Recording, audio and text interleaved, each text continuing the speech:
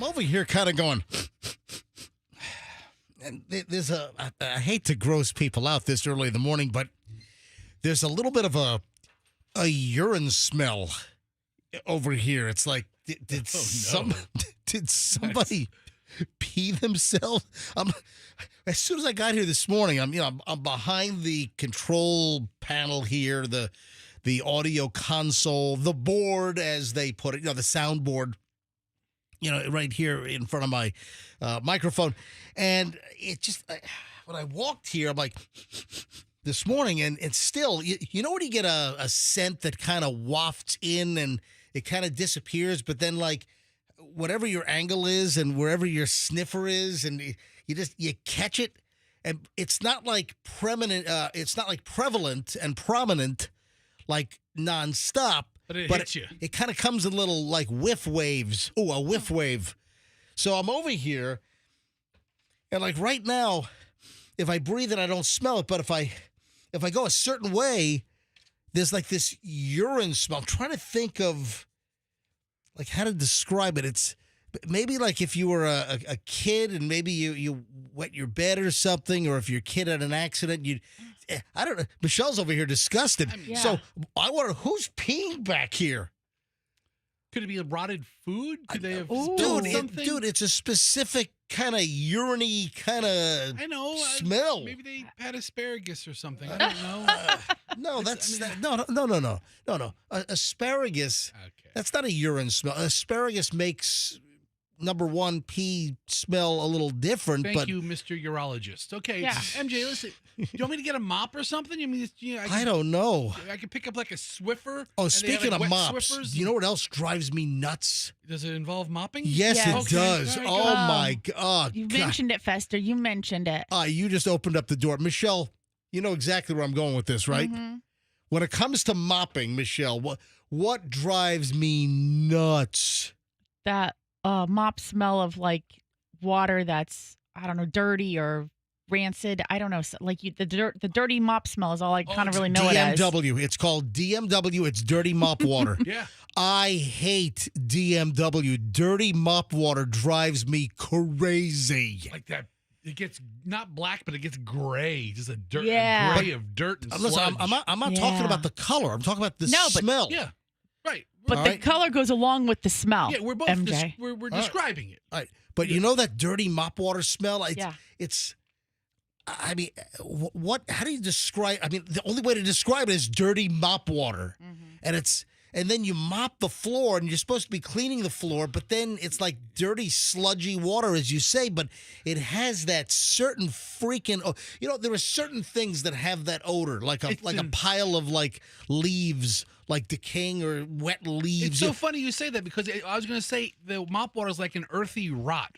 Yeah. Because it's earthy because it has a lot of dirt in it, and you smell the dirt, and then the rot is because of all the people. Well, I think what happens with the mop is that you use it and then it doesn't dry out properly or isn't washed properly. You just think like, oh, you've wrung it out. And then it kind of like gets that moldy, mildewy maybe smell, or some kind of a like Fester was talking about, that smell just sticks with it. And then you go to reuse it and then it's just wetted again repeatedly. And guess what? We've also talked about something similar on the show. There's a pattern here. There's a pattern on the attack on my olfactory senses. When I say dirty mop water smell that I can't stand, what's another scent or another odor that I've brought up occasionally on this show? Fester, Michelle, there's another totally like related to a certain extent. There's a certain similar like to that dirty mop water smell. Do you have any idea? I don't know what. The Yankee Candle.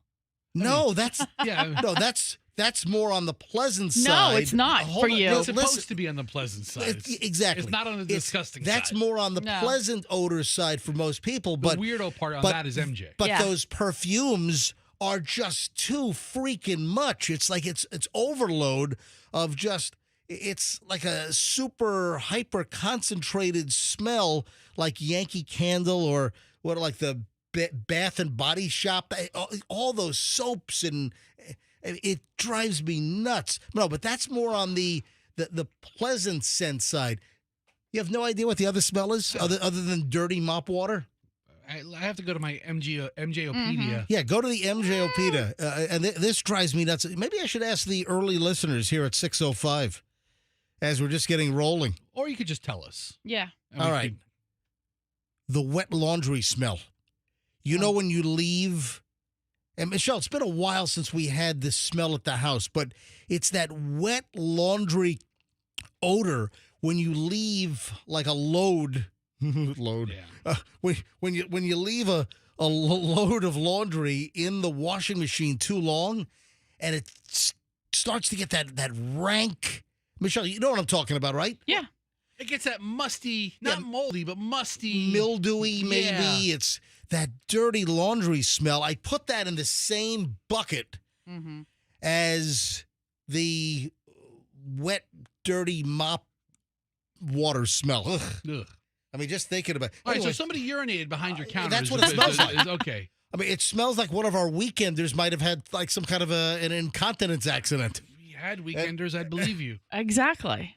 Who is in the studio since we left on I Friday? don't think we have anyone here anymore. Yeah, I'm about to say, who is I it? think we're the only live people in the building right here. And we're barely alive. Who else was in the studio? I leave things I out. don't know who's in the studio. I used to pack up everything because, when you leave a studio, you pack everything up. Now, I leave everything out like it's my home, and nobody touches anything. So, I mean, I don't think there are people in here. You have a good weekend, Fester? It was all right. It was all right. Yeah, I kind of surprised Fester over the weekend. I'll get into that. Michelle, I didn't tell you. I saw Fester yesterday. Oh, you did? That's the surprise. We did a little Fester surprise. So hang on. Let me write this down so I don't forget. Fester surprise. Well, surprise usually connotes like a happy thing. So was it a happy? I always enjoy seeing MJ. It's a long pause before you said that. On this Monday morning, if you feel all dreadful, I guess there's some new science. See, I run counter to this. I do not dread Mondays.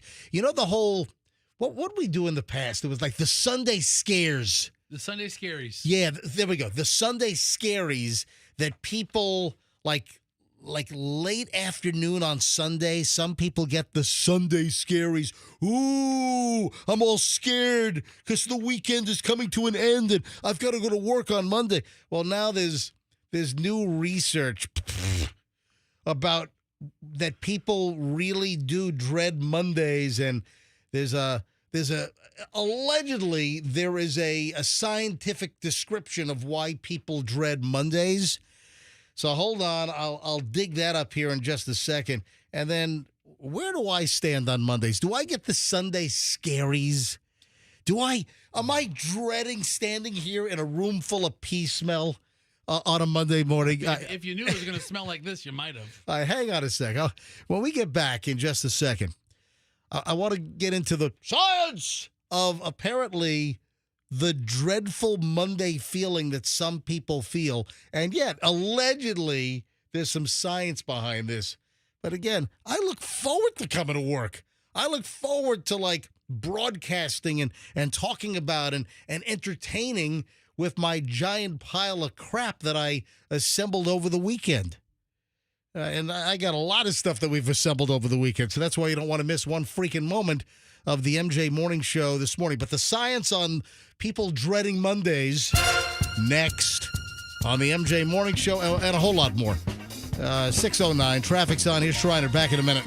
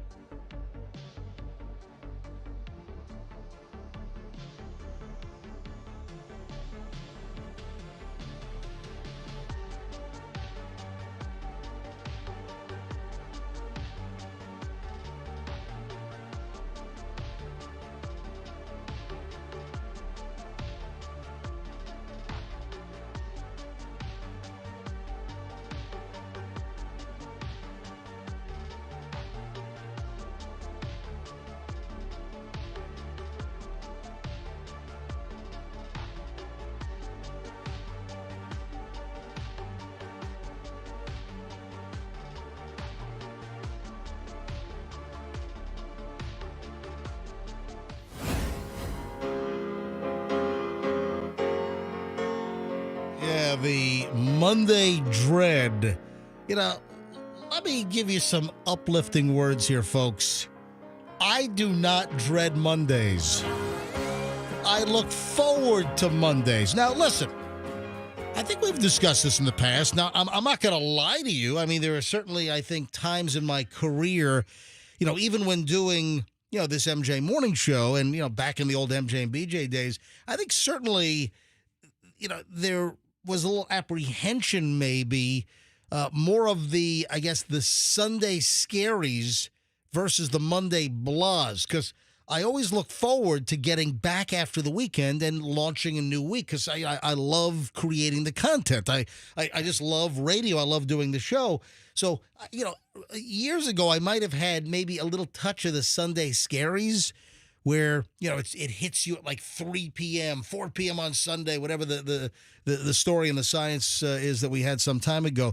So I know that I experienced a little bit of the Sunday scaries like earlier in my career, especially doing mornings, but that long dissipated. That went away a long time ago. But I've never really had the Monday blahs. Oh my God, I gotta go to work. It's Monday. I always loved getting in here and just launching just. How about you, Fester? I don't know. I mean, I understand it. I don't have a job working in a factory that I hate, though. MJ, put yourself in the position of somebody who has an employment situation that they don't love. Yeah. That you just have to do the job to make money, to survive, yes, it's a job. to live. I mean, and and I don't look a so-called gift horse in the mouth. I mean, I've always recognized that I'm doing a job that I love. Right. Other people might hate this job. This isn't for everybody. But their job isn't for everybody either. I mean, what if we worked in some packing factory where all we had to do is take something off shelf 2? You mean some repetitive job day. over and over and over and over again? Same thing. Listen, and I know we have people listening right now that they don't like what they do. They don't like their job. I'm hoping, because I care about our listeners, I'm hoping that most of our listeners enjoy or derive some pleasure or satisfaction regarding what they do for a living. And I know many, many people do, but I also realize that there are some people that are just going through the motions and they're just working this gig because, they need the freaking paycheck. But it doesn't escape me. I've thought about this, and I've even thought about this recently. Well, as I look at back in my career, and listen, I'm certainly on the downside of the career. And, listen, it feels good that, we're doing well, in the Nielsen ratings these days. Yeah, but most folks don't have ratings at their job. Right. If you worked at like the candy conveyor belt, putting chocolates in boxes, you'd think that's a great job the first day. How about Lucy on that old... right. Yeah. It's iconic. But then like after, a month of watching the chocolates go by, you got to go crazy. I mean, you ever watch those TV shows, How Things Are Made, and they show like the inside of a factory? Oh, And yeah. there's like a conveyor belt, and there's a person standing there, and he's like, I've been watching this for 40 years. I'm like, you just wasted your whole life. I've watched a couple of those shows, and I kind of, when I've seen those, over the years, and like, I don't know what channel that's popped up on, but I know that I've seen them over the last, I don't know, like 15, 20 years. It's like, How Things Are Made. It always seems that those are in some, like, generic factory, and they never really tell you like what the brand is, what the product is. And I think a lot of that crap is like Canadian. I watched one out of Britain, and it talked about how British bread is made, just regular white sliced bread. But it goes to it's because making white British bread is so different than making American white bread. It was a British show, and everybody's talking like a Brit. But there's one guy that sat in front of the dough vat. Yeah. Right. But I'm like, all you do is watch flour go into water into a mixer. To make sure it's done And right. he throws a little yeast in there. Yeah. But that's the job.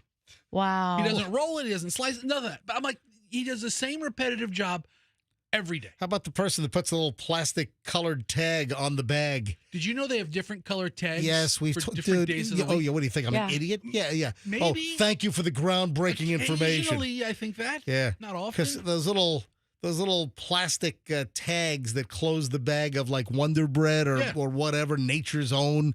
You've got the like the yellow one, the blue one, the red one, the green, whatever. Yeah, each one means a different day it was baked. The white one, they're supposed to be color coded. But you know what? You were talking about the Sunday scaries and those routine, mundane kind of jobs that people do not want. That whole show, Severance, is premised upon that. The guy who wrote that, who created that show. Oh, really? He had some kind of like key entry kind of job. Okay. In between, like, after graduating. That's not the Sunday Scaries. It's no, but you were talking about having a routine, mundane kind of job that you just couldn't like. A laborious, repetitive. And that's exactly what that show is premised upon: is someone who just goes into work and just like Fester said, like just sit there and does the same thing day after day. I have a buddy. He works for a big financial company. He goes to work and makes a nice living. Yeah. He goes to work. He sits at his desk. And he doesn't get up.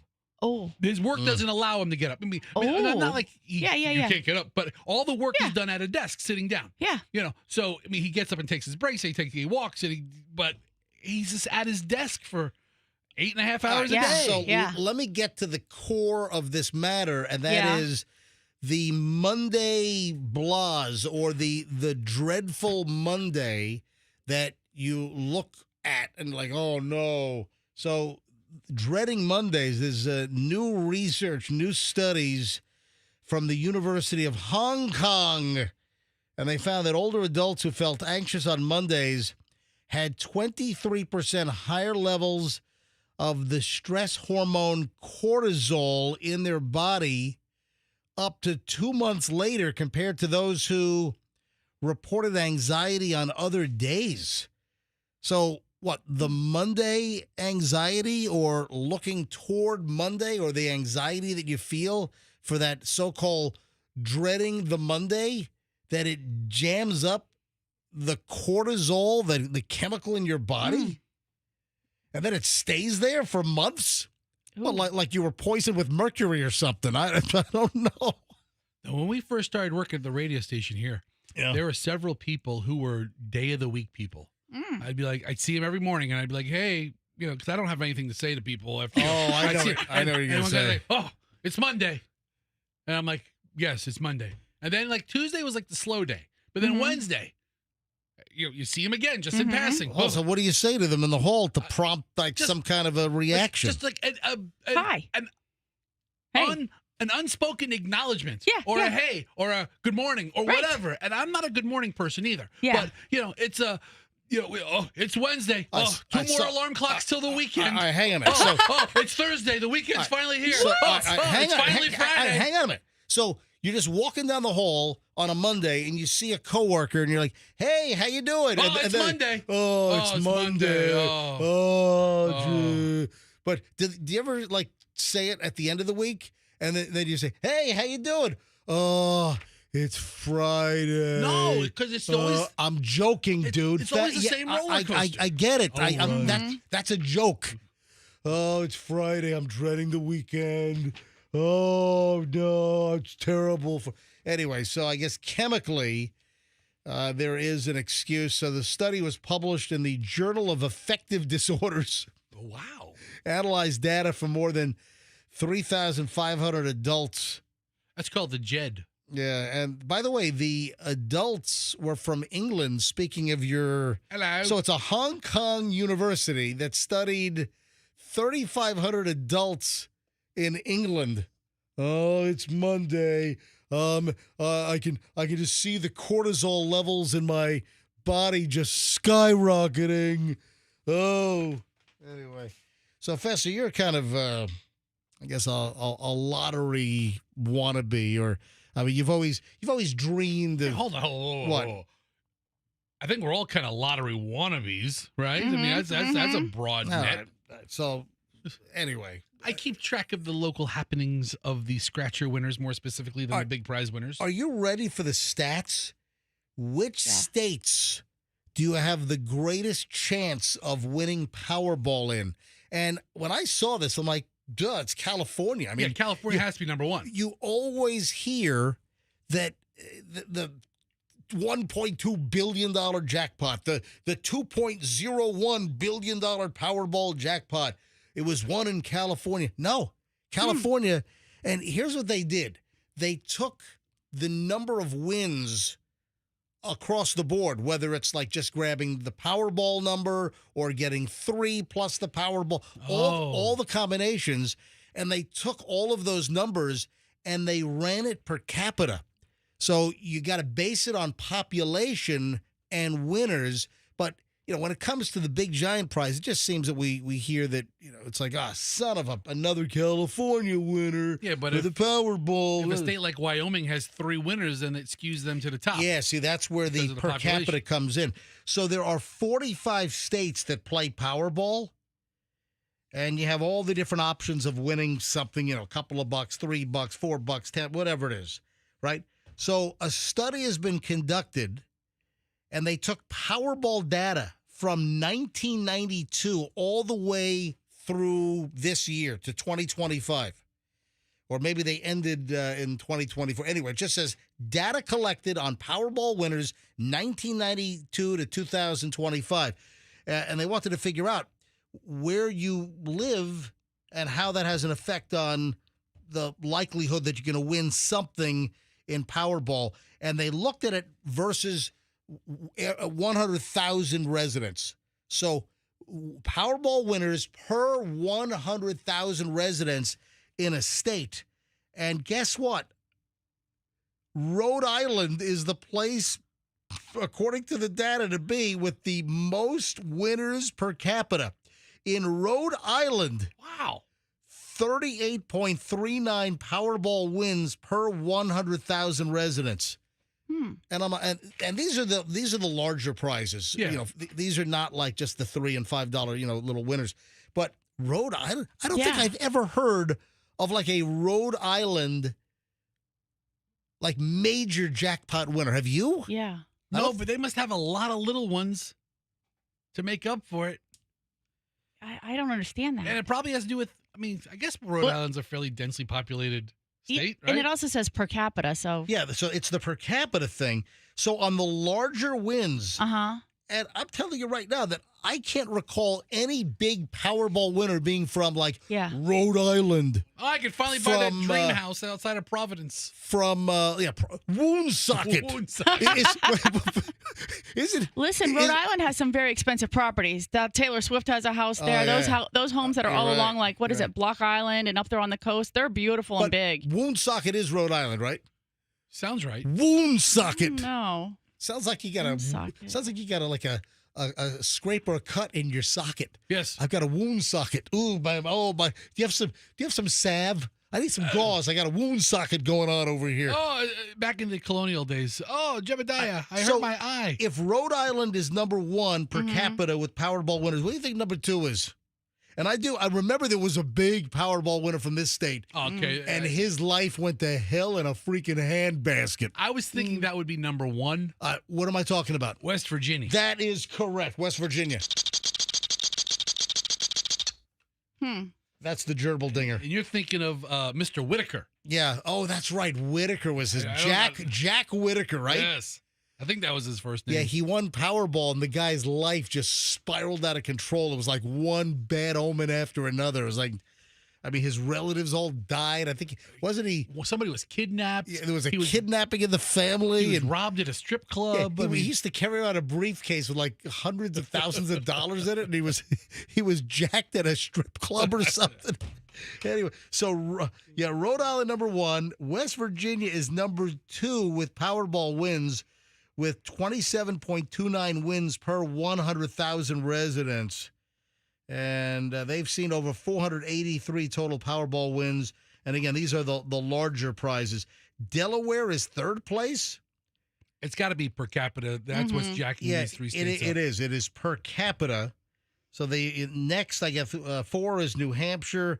And then number 5 is Indiana. Yeah, California has recorded 357 total Powerball wins, and it seems like an inordinate amount of the big jackpot wins, but they only see 0.91 wins per 100,000 because the freaking state's got 30. How many? What's the population of California? 37 million? So look up population for California now. I'm guessing. All right, so Andrew says just under 40 million. So I guess 37 million. So 1 out of every 10 people in this country live in California? Yeah, it's a lot. Wow. Oh, yeah. California, I want to say that California, their economy, and I know I read this, that California's economy makes them it's like the 5th largest nation in the world. Exactly. It's something like that. It's just the California economy is in the top 5 or so economies as compared to nations across the globe. So it seems like you get a ton of big Powerball winners in California, but per capita, no, it's low. So and then I don't even see Florida. Florida's not in the bottom. Florida's not in the top. So again, we've got a pretty significant population here. What is Florida's population now? 22 million or something? What is it? 19 million? Hey, can you open up the Googles? What is I can't do the Googles right now. 23 million. 23 million people. So I think I guessed 22 first. All right, 6:33 at the MJ Morning Show on a Monday morning. No Monday dreads and blahs here, folks. Especially when I got a kick butt pile of idiots. I've got a total cluster F of morons in the news next. Oh, and guess who's back? Sabe, the songwriter and musician, he sent me a morons only jingle now. Remember he did a little MJ Morning Show song, and it had a mention of morons in the news. And now he said, hey, I'm going to do a real exclusive morons in the news only. So we'll premiere that next, right before we do morons in the news here on the MJ Morning Show on Q105. Stand by. We're having, more rain today. We had, spotty rain over the weekend. And as you know, folks, last couple of weeks, we've been kind of inundated. We've had, inches and inches of rain. And if your roof is a leaking and that maybe you look up in the ceiling and the sky is a peaking, maybe you need to get a hold of Westfall Roofing. Hey, if you have any roofing issue, whether it's a simple repair, a moderate to a major repair, or maybe you need a brand new roof, this is where you call my friends over at Westfall Roofing. Now, Westfall has been in business since 1989, as a roofing company, but they go much earlier than that because Westfall started out as a full contractor construction company that built houses from the ground up. And then they morphed back in the late 80s into a roofing company. So here we have Westfall Roofing, the top roofing company in the Tampa Bay area. People love Westfall Roofing. That's why their reviews are so high on Google Reviews. They do the work at my house. If you need any roofing repair, whether it's a leak all the way to a brand new roof, you want Westfall Roofing. So tell Westfall that MJ sent you, westfallroofing.com, and tell them that MJ sent you. Simple as that. When it comes to a car wreck, you don't want to leave anything to chance. You want a law firm that will grab your case by the horns, and they will handle that case from start to absolute finish. You want the professionals at the Kemp Law Group. They know how to preserve evidence. They know how to go after evidence so it does not spoil. We've talked about this numerous times with Fester's wife's accident in downtown Tampa. She was rear-ended by an Uber, $7,000 in damage. But they started looking for surveillance video from businesses right near where Allison Fester's wife was rear-ended. And they apparently collected some footage. That's the kind of thing. You don't want to let evidence spoil. You want to make sure that everything's collected. You want every single T crossed and I dotted, and that's what they're going to do at the Kemp Law Group. They know how to deal with these insurance companies, the lawyers on the other side. Don't get hosed. You've already been screwed because someone ran into you. Don't get hosed on the back end either. Accident or fall, you call Kemp Law, kemplaw.com, and tell them that MJ sent you. Traffic's on 637. Morons of the News rolls next.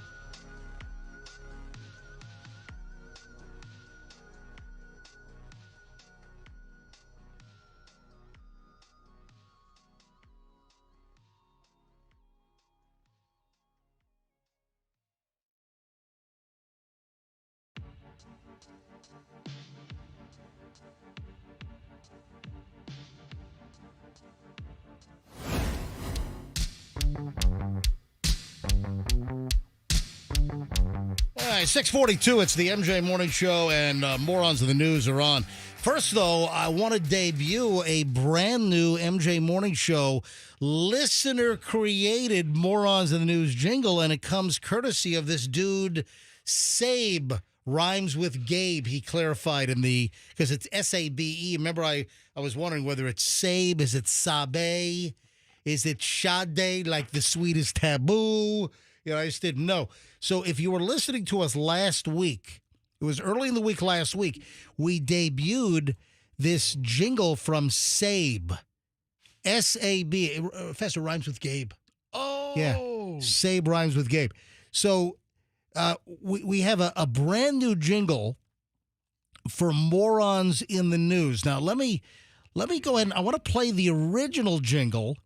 So listen to this. Here's the original jingle, and it just mentions Morons in the News briefly. And then he said, you know what? I'm going to write a Morons in the News little song, little jingle exclusively. All right, here's the original. Welcome to the MJ Morning Show. All the big news and events will let you know. We got morons in the news. It's time to wake up, stop hitting the snooze. Hey, Fester holding down the spot. MJ and Michelle gotta deal with a lot.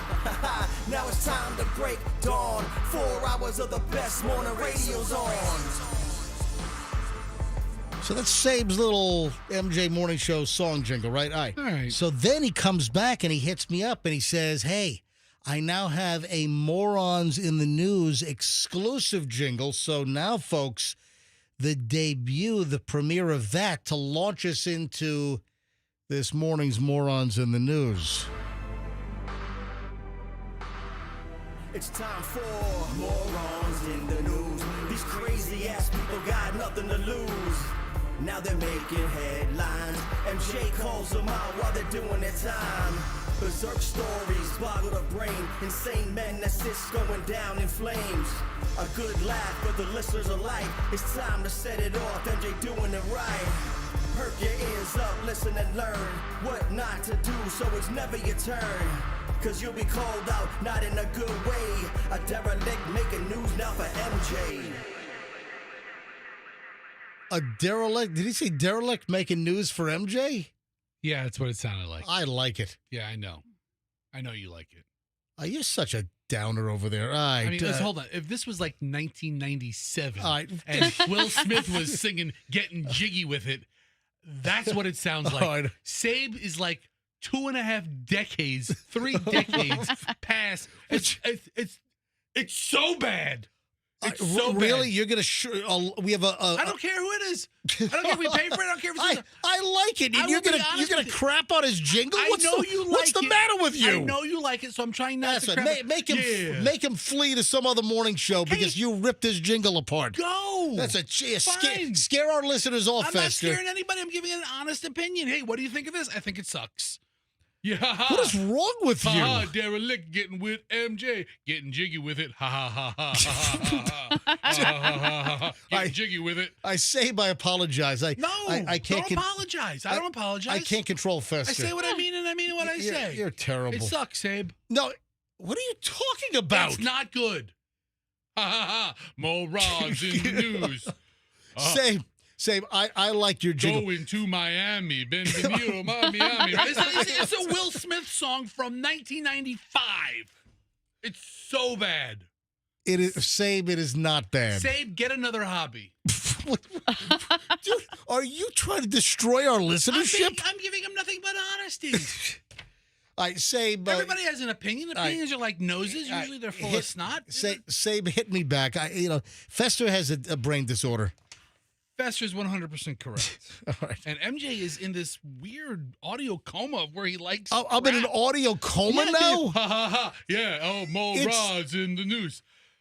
Yeah. Ha ha ha. Thanks for crapping all over our listeners' jingle. My name is Sabe. I liked it. Sabe, I liked it, and that's what matters. Yeah, boy. You're just being a dick. No, I'm being honest. And you're being a stick just for liking it so much when it's not worth it. Well, I called you a dick. You're calling me a stick? I was going to call you a stick in the mud. Then I realized stick rhyme with the dick part, just stick. And I was like, I don't want too many icks. Let me just do the freaking morons in the news. Sabe, I apologize for Fester. You know, you just ruined his day. You just wrecked Sabe's day. He's all excited for me to talk about it, play it, and then I'm moving on. Just shut your clam hole. Sabe wrecked tens of thousands of listeners' days. No, he did not. People are in the car right now waking up. It's a good Monday morning. It's all right. ha, ha, ha, ha. Morons in the news. All right, you know. People walking around with no shoes. All yeah, right. I'm Sabe. I can give MJ anything, and he'll play it like it's great, and it's not. What the hell has gotten into you? I'm just saying it's terrible. And for the fact you know what? I'm going to phones now. Hold on. I'm delaying morons in the news. You know what? You've just lit something on fire. There's no middle ground on this. All right, folks, let's go to phones on this. I'm going to just delay morons in the news for just a second because Fesher has opened up a can of worms here. All right. Do you agree with me? I mean, did you like the little Sabe jingle for morons in the news? Oh, now he has to play it again. All right. You know, or do you agree with Fester? Would you like to call up and yell at Fester for crapping all over our listeners' little jingle for morons in the news? What's the matter with you? It's time for morons in the news. These crazy ass people got nothing to lose. Now they're making headlines. MJ calls them out while they're doing their time. Berserk stories boggle the brain. Insane men that's just going down in flames. A good laugh for the listeners alike. It's time to set it off. MJ doing it right. Perk your ears up, listen and learn what not to do, so it's never your turn. Cause you'll be called out, not in a good way. A derelict making news now for MJ. Fester, you are so off base on this. You are so off base. Look at the phones. I haven't even given out the phone number, and every single line is ringing. Hey, Andrew. Don't put on the comment box. Andrew's not even here. Hold on a minute. My God, he's not even in the room. I have to put these on hold. Hold on a minute. Just go to him. Take him live. We'll do it live. Take it live. We'll do it live. Listen, there's two sides. One, yell at me, fine. I've just put every single line on hold because Andrew, our engineer, has just disappeared. Or our producer, rather, has disappeared. Andrew! I don't know. What is he doing? He just disappeared. He's gone. He's abandoned us. He's not in. Every line is ringing, and Andrew, our producer, is gone. All right. I'm just going to go to phones cold here. So I'm not screened. I don't know who you are. Hi, good morning, MJ Morning Show. Who's this? Hello, is this? Yeah, this is the MJ Morning Show. Colleen? Yeah, Colleen, where are you calling from? St. Petersburg, Florida. All right, what do you think of the jingle from Sabe? I hated it. Oh, Thank you, Colleen. Thank you. You're welcome. All right, Kate, I gotta do a little column here. Yes. MJ did nothing for me. I didn't care for, it just, it sounds like Sexta said, something from the 90s. All right, listen, I like the lyrics. I think that MJ likes the lyrics. All right, MJ Morning Show. Who's this? It's Richard. Yeah, Richard. Where are you calling from? Ruskin. Richard and Ruskin. Do you like the little jingle? Yes or no? No, it was terrible. Oh, God. And MJ loved it, Richard. He didn't just like it. He loved it. He got excited. He's played 2 of these guys' songs. I still haven't given out the phone number. Let me. We don't need them. But let me give out the number for those that don't know the number by heart. 800-990-1047. 800-990-1047 if you want to weigh in on this. Yes, I'm delaying actual morons in the news for just a second. Thank you, Richard. All right, who's on this? Who's on this line? Good morning. Hey, MJ Kelly, how are you doing? This is your friend Jacob. Hey, Jacob, how you doing this morning, buddy? We haven't heard from you in a long time, Jacob. I am doing very good. I'm doing very good. I actually loved it. You know what, MJ Kelly? I actually loved that jingle, man. It sounded it sounded awesome, man. I'm telling you what, man. Well, Jacob, we're in the same boat, man, because I like it as well. Yeah, 2 of you just bosom buddies. All right, Jacob. Come on. Oh, man. Come on, Uncle Fester. Don't do that to my buddy MJ. No, come on, man. He's doing it to himself. Jacob, I appreciate you phoning in, buddy. You have a great day. See you, Jacob. Okay. All right, so it's 2-1 now. Yeah. All right, look at the phones here. 800, that opened up a line if you want to get in. Because, there are people that just called because they know our phone number. And then you have the folks that want to call in that they don't know the number. 800-990-1047. And then we still have to get the morons in the news. Good morning, MJ Morning Show. Who is this? Line 2. This is Mailman Joe calling from St. Pete. That guy has got no flow, and he's got no beat. Fester's right. Once again, you can play this all day long. Thank you, Mailman Joe. Mailman Joe. Oh, man. Sabe, I'm on your side, Sabe. Good morning, MJ Morning Show. Who is this? Where are you calling from? Yeah, that's you. Who's this? Hello. Yeah, you're on. Hello. Yeah, it's you. Go ahead. What's your name? Hey, Robert. Hey, all right, Robert. Robert, Palm Harbor. All right, Robert, Palm Harbor. What do you think of the Sabe jingle? Absolutely loved it. I thought it was awesome, but what was really even hilarious is when you called Fester a dick. That was great. Hey, that's okay. Thank you, buddy. All right, Robert. Now Andrew's back, so now he's actually screening phone calls. Welcome back, Andrew. Marie, where did he go? I don't know. Doesn't matter. Marie and Trinity, you're on. Go ahead. What do you think of the song? I agree with Fester. All right, so you don't like it. Thank All you, right, Marie. thank you, Marie. Don't blow off the people that agree with me. Marie had a comment. Sorry, Marie. So rude. Tim is in Minneapolis. Hello, Tim. Yeah. Why? Well, good morning. Hey, if you're in Minneapolis, why aren't you listening to the Dave Ryan show? No. I've been listening to you for 100 years. All right. All right. Well, thank you. All right. So, what do you think of Sabe's song? I don't know what's wrong, MJ, with you. This is awful. It's terrible. It's not good. Don't do it anymore. Listen, Tim, if we're being completely honest, it's a nice effort from an amateur, but it's not great. It's a great effort, but I wouldn't put this on every day for your morons. So, thank you, Tim. Appreciate it. All right, quickly, Susan in Tampa. Yes or no? Do you like it? Yes or no? No. Oh, geez. All right. Eugene in Bradenton. Eugene, yes or no on the song? No, sir. Can't stand it. Oh, hey, why are you blowing through people who agree with me? If somebody agreed with you. I'm running late here. Catherine in Sarasota, every line is still ringing. Catherine in Sarasota. Yes, I like it. Yes. I like it, MJ. I see. I do, too. All right, so right now it's 7 no and 3 yes. That seems like a mandate. All right, but I have every line ringing still, but I got to take a break because I don't want to get too late. I want to start the 7 o'clock hour on time. And I still have to do morons of the news. Son of a... All right, morons you for playing that song. You stop it. Morons in the news next on the MJ Morning Show here on Q105, 104.7 FM. How'd you like 10% off and then also get the best garage door company in town? It's bancodoors.com. Any problem with your garage door, you can bank on Banco. Banco is the best. Bottom line, there's only one company that touches my garage doors, and that is Banco. Banko. Banco Doors. Bank on the best. Banco will fix any service issue, which, by the way, number one in the service department, it's a broken spring. Head over heels over everything else. People's springs break. And when your spring does get sprung and it busts, you can trust Banco. Let's say you want a new garage door. Let's say, yours is all dented and mangled. Maybe it just looks like crap.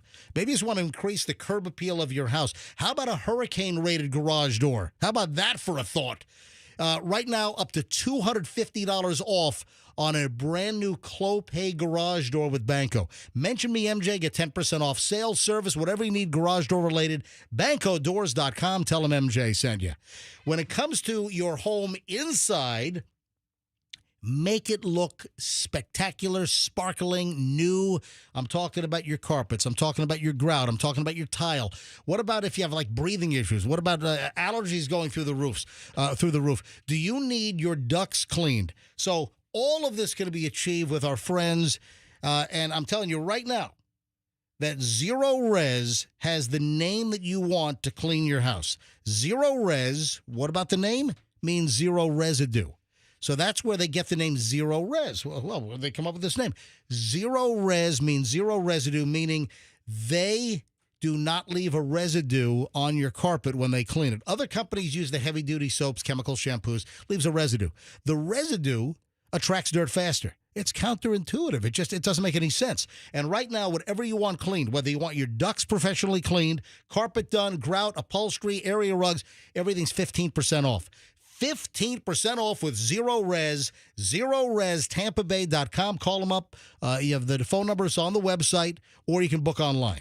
ZeroResTampaBay.com. 15% off sale is in effect now, and tell them MJ sent you. Traffic's on 657. Let's grab Schreiner. And yes, we'll finally get to the morons in the news next. Hello?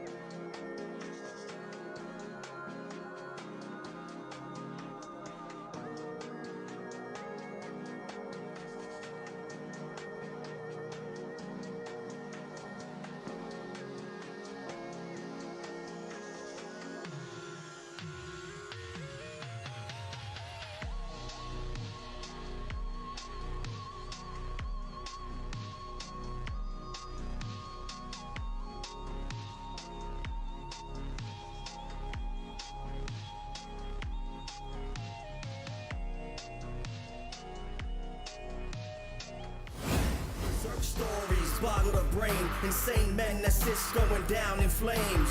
A good laugh for the listeners alike. It's time to set it off, MJ doing it right.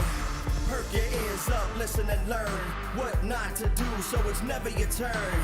Cause you'll be called out, not in a good way. A derelict making news now for MJ. All right, 7:01 at the MJ Morning Show. Just a slightly delayed morons in the news. If you were listening last segment, you know exactly why we were delayed.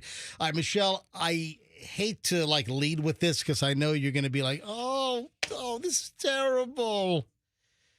Some maniac moron traveler kicked one of the sniffer dogs at an airport. And the dog got injured. Oh. And the dog's now back to work, though. So it does have a happy ending. Okay. This is just horrific. one of those FDA, the U.S. Customs and Border Protection, you have like the FDA agricultural sniffing dogs. Yeah. So they'll sniff out if you're trying to bring in like fruit or vegetables into the country. I think when I was going through customs before, there was like a beagle. Yeah, it was a beagle. Okay. Exactly. Yeah. This was a beagle. I think I've seen a beagle like at Tampa International Airport. I saw a beagle at the Miami airport when I came back into the country a couple years ago. So you have different types of dogs that can sniff you at the airport. Yeah, they're not all like bloodhounds. Well, no. Like you have the drug sniffing dogs. What are those? So you have trying to think. I think I've seen like border collies. Maybe I know I've seen drug sniffing dogs at airports, and then you've also you've if you travel, you've seen probably the ag sniffing dogs as well.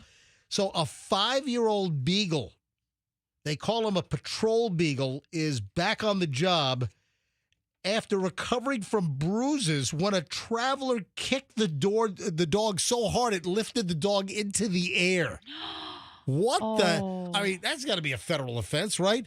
Yeah. Freddie, poor Freddie. Freddie the beagle is just doing his job, sniffing luggage at Dulles International up in Northern Virginia, and some maniac kicks the freaking dog. Yeah. So he's a Customs and Border Protection agricultural detector dog. I don't know if it's an FDA. I think I just erroneously said like an FDA. It's like it's a government dog. Yeah, it's a government dog. So in a lot of areas, these dogs are like sworn officers. Oh, they are. Right? Oh, if you attack a police dog, it carries serious penalties. You could be charged with, I don't know if it goes as far as battery on a law enforcement officer, or maybe it does in certain, but I know that you can get an enhanced charge if you attack one of these police dogs. So Fred, I mean, you've seen when like police dogs die, they have like full-blown ceremonies for these dogs. I was on a ride-along yesterday. I was with Sergeant Catlin. I'm sorry, Master Sergeant Catlin, and I did a ride-along yesterday, and there was one call we were on, then the dogs were brought out. 2 dogs. One of the canine cops, he's got a bloodhound on one side of his car, and he's got like the Belgian Malinois, which will rip your face off if you try to run from that dog. So he's got like the friendly bloodhound, and then he's got like the serious tracker dog, that'll run you down. So Freddie is a Customs and Border Protection agricultural detector dog, and he went back to work late last week at Washington Dulles International Airport. He's one of the Customs and Border Protection's Beagles Brigade, which screens passengers and cargo at more than 180 airports, border crossings, and other sites to prevent harmful pests and diseases from entering the United States. So back on June 24th, Freddie and his handler, Customs and Border Protection agricultural specialist Melissa Snyder, they were inspecting baggage coming in from Cairo, Egypt. So Cairo to Washington Dulles, when a suitcase caught Freddie the Beagle's attention. He's going just like that. Sometimes I've seen dogs just like not do that and just sit patiently. Like when the dogs sit and they stop and they point to the... That's how some of the drug sniffing dogs work, by the way. Oh, really? Yeah. So a lot of the drug sniffing dogs, when they hit on a car, when the handler is, let's say a car's pulled over and there's no probable cause to search the vehicle, you need some PC. So they'll call for a drug sniffing dog, one of the canines, to come out, and the handler will walk the dog around the car.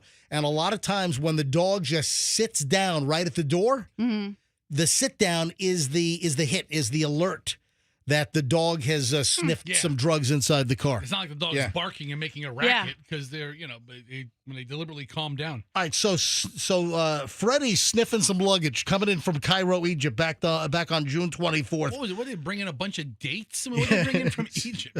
So when Snyder, the officer, began questioning the suitcase owner, he violently kicked Freddie with such force It lifted the 25-pound beagle off the ground. Can you imagine what kind of... That was a punt. Holy crap. Subsequently, in the baggage, they found 55 pounds of beef, 44 pounds of rice, 15 pounds of eggplant, cucumbers, and bell peppers, 2 pounds of corn seeds, and pounds of herbs. I mean, it sounds like they're going to have a big dinner. No, it sounds like they open up a freaking grocery store. Yeah. They're opening up a market. What the hell? Hamed Ramadan Bayumi Ali Marie. How many freaking names does this guy have? Look, man. 70 years old, was arrested and turned over to Homeland Security Investigations, HSI. Marie pleaded guilty to willfully and maliciously harming a police animal in federal court. He was given 1 year of probation and ordered to pay $840 as restitution for Freddie's medical care and veterinary care. I'm sure they had to x-ray Freddie's ribs. Yeah, sure. You don't want the pup to have a broken rib. What a POS. And wait a minute, he didn't do jail time? You could kick a beagle? You could kick a federal sniffer dog so hard it lifts him off the ground? And you only get probation? Well, how did this go so quickly, though? If this happened on June 24th, how the hell did this get expedited so quickly that he was already in federal court? Was he visiting our country? Was he a citizen? I mean, maybe that would depend on how quickly they process it. I don't know. Being caught deliberately smuggling well over 100 pounds of undeclared and prohibited agricultural products does not give one permission to violently assault a defenseless Customs and Border Protection beagle. Yeah, said Christine Waugh, the CBP's area port director for the area port of Washington, D.C. I could have introduced him to a very talented halal butcher in Temple Terrace. I mean, I could have saved him all this trouble. I mean, why 55 pounds of beef? We have all of these products here. I mean, Fester? This is kind of a melting pot. You want some halal beef? We have it here. Listen, he wanted to bring in his meat. He wanted Egyptian bell peppers and eggplant. And 44 pounds of Egyptian rice. Did he bring in Egyptian avocados? I don't know. Because the only avocados we have here. Yeah. You know. Yeah, Festa, that's like 27 pages back. I'm sorry. I know. It's not. What do you think? Every sound you come up with is at my fingertips? Avocados from Mexico. I'm pretty close. Yeah. Avocados from Cairo. Yeah, right. Avocados from Mexico. Avocados from Cairo. I mean, can they grow avocados in Mesopotamia? I don't know. I don't know. I don't think Egypt was Mesopotamia. I don't know. I think that would be more like Iraq, Iran. Yeah. The question remains. Yeah. So, I mean, just awful. In video footage of Freddie's first day back on the job, he was acting confident and assessing the terminal baggage. So it looks like Freddie, the sniffer beagle, has gotten through this. But I still want to know, this guy should have done jail time. I mean, even if it was like 30 days, throwing this guy in jail. What? Mesopotamia was the whole Nile River. Was it? Yeah. All right. Well, maybe I'm wrong. I'm looking up on the phone, but yeah. Are you wrong? No, I'm not wrong. Mesopotamia was part of Egypt. Am I wrong? What was it? We're both right. I don't know. That's a good way to settle the dispute, Fester. So, moving on. Dude, you're going the wrong way. You see a guy stole a boat from Florida to go to Cuba? Ooh. Yeah. Yeah, dude. They'll stop you. A guy from Texas has been arrested after deputies say that he went to Cuba in a stolen rented boat. So he rented a boat on Stock Island. That's the Keys, right? That's Monroe County. So according to the Monroe County Sheriff's Office, Floyd Dean DeVassier, 63 years old, of Katy, Texas, he rented a 26.5-foot panga boat from Beach Weekend Key West Marina. Yeah, Stock Island is like the key just before Key West. Gotcha. All right, so he rented this boat last Tuesday for 2 days. Mm-hmm. As part of the rental agreement, all marine and maritime laws were supposed to be followed, which meant that the boat was not to be operated at night, and it had to be returned by the end of the day on Wednesday. He did not bring the boat back because he was driving to Cuba. Investigators say a marine employee noted that Devassier bought and filled an extra 20-gallon fuel tank before taking off. He told the marina that he would dock the boat overnight. He didn't do that. Yeah, he docked it in Havana. Nope. He did not bring the boat back. The marina owners observed the GPS tracker on the boat and showed the rental boat heading south of the Atlantic Ocean. When they called Devassier and he didn't respond, the marina owners contacted the U.S. Coast Guard and the Monroe County Sheriff's Office. A fisherman reported seeing the vessel off the U.S. coastline and took pictures. Then the Sheriff's Office learned that the Cuban border guard notified the U.S. Department of Homeland Security that a rental boat and Mr. Devassier, as well as a 38-year-old adult female, were in their custody. So this dude flew to Miami. I guess they sent him back. So they flew him back to Miami, and he was arrested by federal authorities. So how does the marina get their boat back? Do they have to send somebody to Cuba? Do they have to fly someone to Cuba to drive their boat? I would imagine. I bet you it'd be easy to find volunteers from Cuba to bring it back to America. God, you rent a boat? I'll take the boat. So wait a minute. He's fleeing to the communist country. Yeah. So he rents a boat in Key West, and we're going to Cuba. Cigars. I mean, by himself. I mean, no. He had a 38-year-old woman with him. Okay, but why? Honey, this American dream ain't what it's cracked up to be. You know, MJ, I mean, good on the Cubans for quickly returning him. I mean, I'd hate to see this guy in like some Cuban prison for the next 4 years. How drunk do you have to be to not know how to spell your own name? Even when you're drunk, shouldn't you be able to spell your name? I would think so. Well, not for this dude. Not for 35-year-old Al-Jali Yazin Zimmerman. You know what? I give that guy a pass. Yeah. Oh, Zimmerman? Yeah. You can't spell your name. So the Zimmerman's the easy part. Yeah. Al-Jalil. It's Al-Jalil Yasin Zimmerman. Okay. Hard pass on that one. Yeah, this happened up in Pennsylvania. A woman called cops when she opened her front door and came face to face with this guy with a knife. Ooh. This 35-year-old guy, right? So calls 911.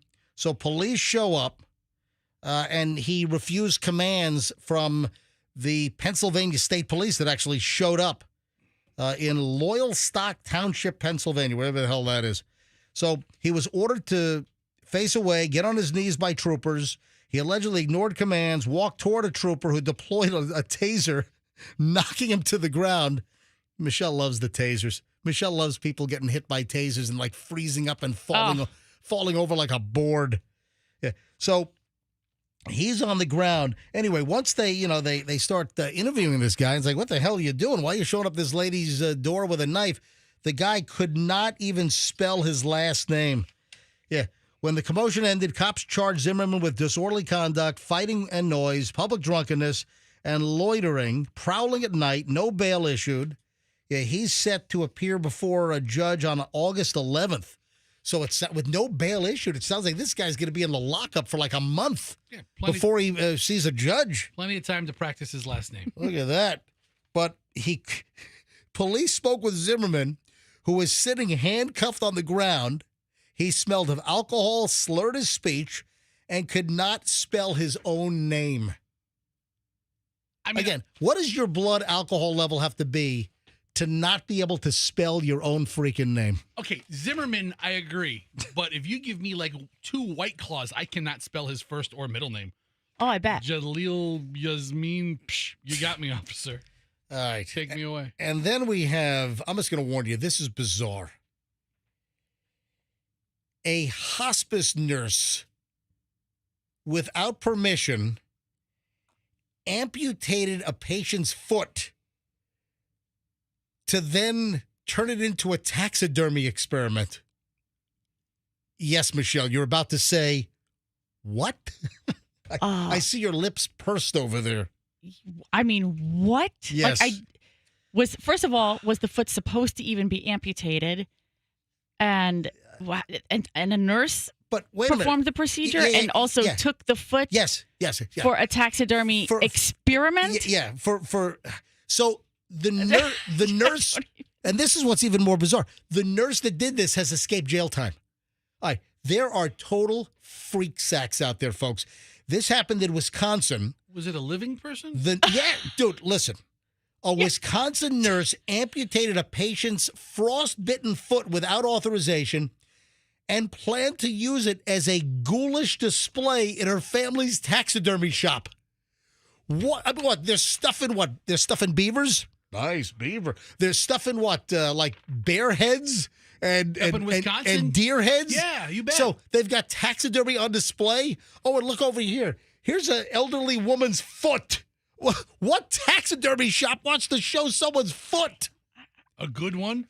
No, it's not a good one. I didn't think we taxidermied people. Oh, my. Like anything like that. Exactly. Also, if it's a frostbitten foot, doesn't it look a little funky? Like blackened or something? How the hell did she... I'm so many questions. How did she get this plea deal? She'll serve no time in prison and just pay $443 in court costs? What? How do you amputate somebody's foot? You're a trusted, licensed hospice nurse, and you take their foot off without their permission to turn it into a taxidermy job? What about the person who's now missing the foot? If they're in a hospice situation, they're not in a great place anyway. And it sounds like the foot was frostbitten anyway, but still. If they're in a hospice situation, how did their foot get frostbitten? Can I tell you who... Before they got there. This is getting weirder and weirder. But if they're in a hospice, you're not coming and going. It didn't happen while they were there. It happened while they were alive. Let me tell you Fester, what? shut up. I'm not sure. Let me tell you who you do not want as a hospice nurse. Mary Kay Brown. Pleaded no contest to misdemeanor charge of negligently abusing a 62-year-old patient at the Spring Valley Senior Living and Healthcare Campus in Wisconsin. What the hell? The patient died days later, though no definitive link was made between his death and the amputation of the foot. No. I mean, what kind of creepy, whacked-out family taxidermy business where they were going to put a human foot on display in their taxidermy shop? What kind of nutcases are we dealing with here? What kind of morbid, macabre family is this? Anyway, so... I got to say, if I'm going to get something stuffed in Wisconsin, this sounds like a great place. I mean, it sounds like they have no rules. They're really passionate about their work. Yeah. That is out of control. All right, when we get back, over the weekend, I read the most bizarre story on energy saving in your house. All right, so hot days, we're getting like what? 93, 95-degree days, feels like temps like 107, 110. This is insane. I've never heard this. How to save money on your power bill by using a household typical item on your windows. You're not going to believe this. All right, so we'll get to that coming up in just a bit. Also, Fester, when I saw the local Zipline story, I immediately thought of you. I thought of you. I thought of you. I thought of you. I was like, oh, this is right up MJ's alley. All right, and then we have a videotape story. This is an old VHS tape. Wait till you hear the story behind this VHS tape that Michelle and Julian found while thrift shopping yesterday. Hold on. All that and a whole lot more. You don't want to miss this crap, folks. On the MJ Morning Show next here on Q105, 104.7 FM. If you're looking for Toyota, folks, you want to head out to my friends at Miracle Toyota. Every day's a miracle at Miracle Toyota. They're on Highway 27 in Haines City. So, attention, call to action, Polk County. Hey, Polk County, show Miracle Toyota some MJ Morning Show love. So, if you're looking for a Toyota car, truck, SUV, do you know about the Miracle Toyota special warranties? Do you know about everything they offer? It's not just buying the car and, hey, have a nice day. No. When you buy from Miracle Toyota, you'll get 10 years or 250,000 miles of added powertrain protection, absolutely free. And that's just the beginning. With the Miracle Advantage, you're going to get 4 years of Toyota recommended maintenance. You'll get complimentary pit stop services, a 72-hour exchange policy, even roadside assistance when you need it most. It's unbeatable. This is why you want to get your Toyota from Miracle Toyota. You'll get, an amazing selection. You'll get phenomenal treatment, but then all that goes with the Miracle Advantage. So Miracle Toyota, 27, out in Haines City, Polk County. Tell them MJ sent you, US 27, miracletoyota.com online. They are different, and they will prove it. If you're making that move, folks, do not regret it. The last thing that you need is added agita. The last thing you need is just added anxiety. You've got enough on your plate if you're moving. The last thing you need is hiring a crappy moving company. Maybe you got sucked in by some lowball, quote. And this happens a lot. Some moving companies will lure you in like they got the sucker rod out and they're reeling you in with just a lowball quote.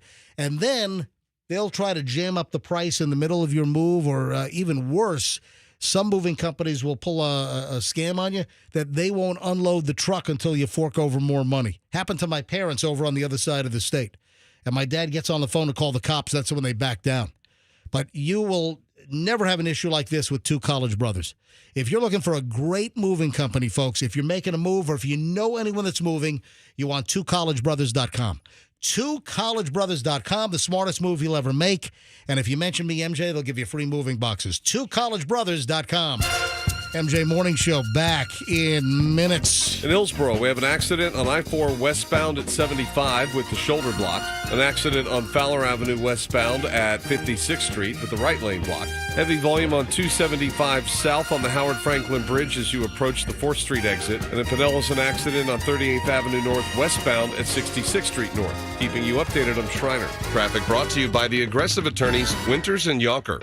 The Q105 app is your connection to all the big contests. Powered by Anajar and Levine, accident attorneys. Call 1-800-747-FREE. That's 1-800-747-3733.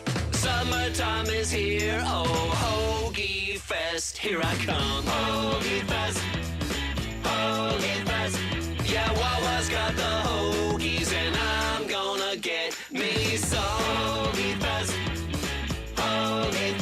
Wawa Hoagie Fest is here, and it's the summer of sandwiches. We're mixing it up with hoagies, clubs, quesadillas, and more, all for $6 and under. Savor a summer of savings. Hoagie Fest, here I come. Gotta have a Wawa.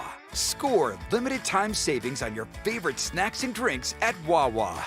Whether you're craving a refreshing drink or a tasty treat, Wawa has you covered. Enjoy exclusive deals in-store or on the Wawa app, making it easier than ever to fuel your day without breaking the bank. Don't miss out on summer savings, perfect for road trips, beach days, or backyard hangs. Savor a summer of savings. Gotta have a Wawa. Hi, welcome to IKEA. Hey, I'm moving into my dorm soon, and I don't know where to start. You're in the right place. IKEA family members save up to 15% off college essentials to help you feel...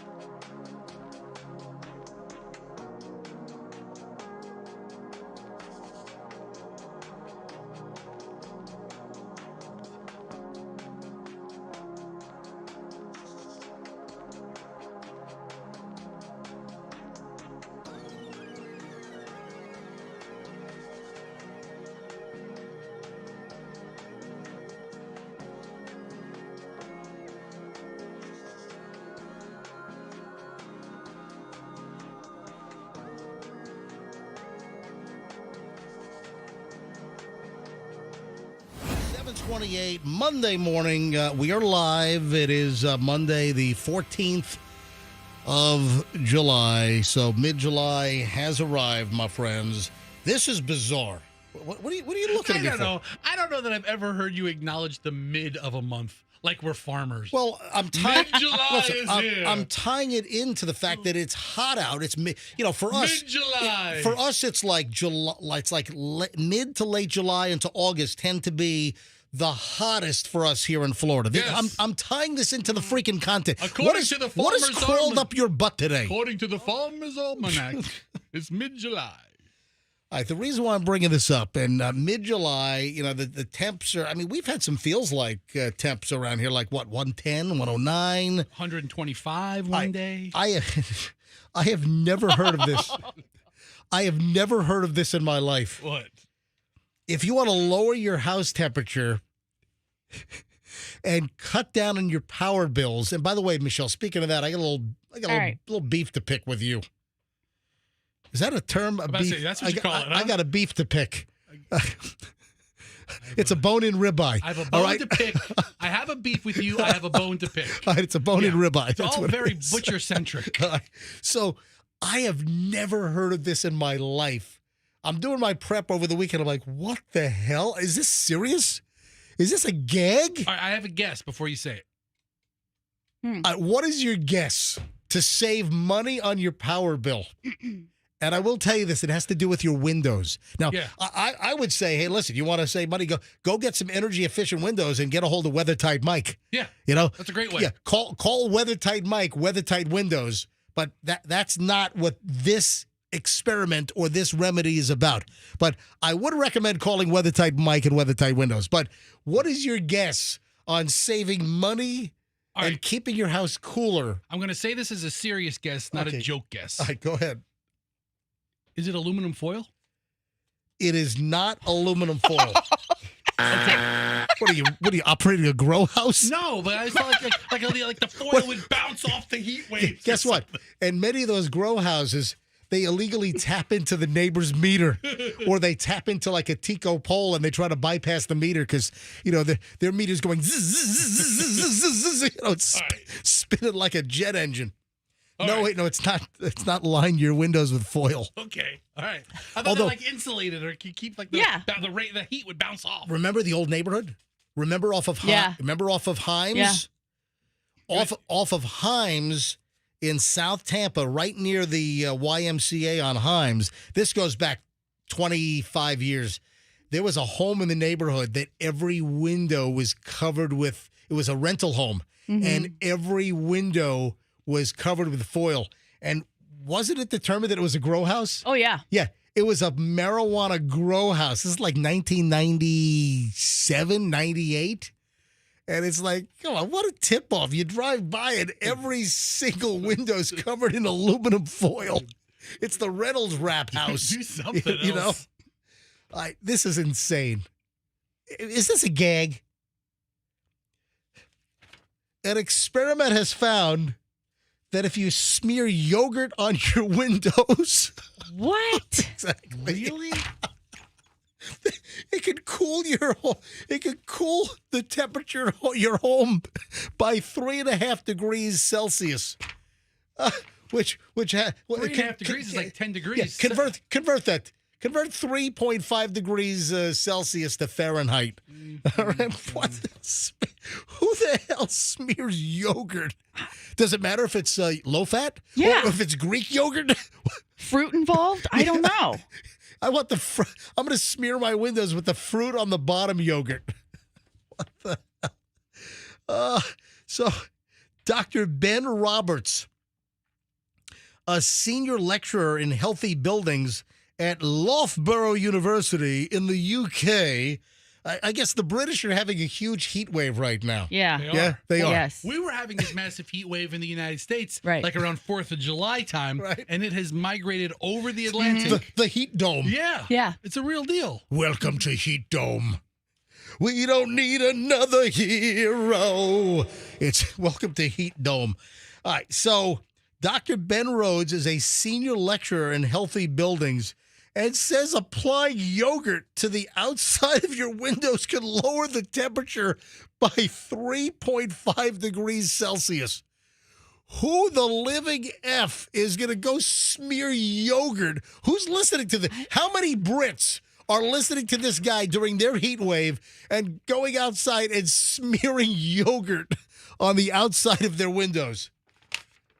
Did you figure out what 3.5 degrees Celsius is? No, because it's giving me whopper-jawed answers. Like 3.5 degrees Celsius is telling me it's like 38 degrees, but that's not. I didn't know. No. What is one Celsius? What's an individual Celsius called? Anyway, this is insane. Yeah, he did a month-long experiment. What crawled up this guy's butt that he said, "Hey, let's smear some yogurt on the window"? I don't know. This is. He conducted the experiment on 2 identical houses, putting yogurt on the windows of one house but not on the other. So Celsius, it might be 38 degrees. It can't be 3.5 degrees. It's not 30. I don't know. It is not. Celsius goes from freezing to boil. No. You're looking at you're looking at the actual temperature and then converting it to Fahrenheit, not just an incremental increase in a couple of degrees Celsius. How can we not find this? I don't know. It does say 3.5 degrees Celsius equals 38.3 Fahrenheit. That's the conversion. That's the It's a whole different conversion. I think each Celsius is like 3 degrees. Listen, we're looking for the difference. Like if my house is 75 degrees and I put the air conditioning on and it takes my house down to 72, we're just looking for that difference. Not It's like 7 to 10 degrees. It's like 3. I thought it was like 3 degrees per Celsius. Okay, if you go from 75, yep, that's 167 degrees. No. What are you baking bread over there? What are you doing? The metric system, Celsius system sucks. Well, you went the reverse. All right, hang on a minute. 75 degrees Fahrenheit is 23.88 blah, blah, blah Celsius. That's not what we're talking. All right, Andrew just said in my ear that 1 degree Celsius is 1.8 degrees Fahrenheit. Oh, so it's like 6 degrees. Yeah. So it'd be like 6 or close to 7 degrees difference in the inside of your house. That'd be significant. Yeah, now it just sounds like a waste of good yogurt. Smearing yogurt on your window. Is it because it cakes on? It probably easily comes off with a washing. It dries. Listen, it frosts the windows. Yeah, it dries the windows. Yeah, or dries on the windows. That is the dumbest damn thing. What if you use like fruit on the bottom? Does he address that? Right. Hey, Fester. Yes. We need to get you to Oldsmar. We need to get you on that zip line that the lady got stuck on. I swear to God, I had no idea that there was zip lining in Oldsmar. I had no idea there was zip lining in Oldsmar either. I mean, I've been with like a natural, like a forest or a rainforest. They have zip linings or over water. I've even seen some city zip lining, but in Oldsmar, a woman stuck on the top of a zip line over water in Oldsmar had to be rescued by the Clearwater Fire and Rescue Team on Saturday night. Yeah, they had to bring in the Clearwater Fire and Rescue Technical Rescue Team. They had to help a neighboring agency. I guess the Oldsmar Fire Department, they didn't have the resources. They had to bring in the heavy guns from Clearwater. OFD can't handle that. Tell you who they should have brought in from Clearwater is Tom Cruise. He does all those kind of zipping stunts and jumping out of planes and hanging on to wings. He'd have saved her in no time. Yeah, should have brought in Tom Cruise.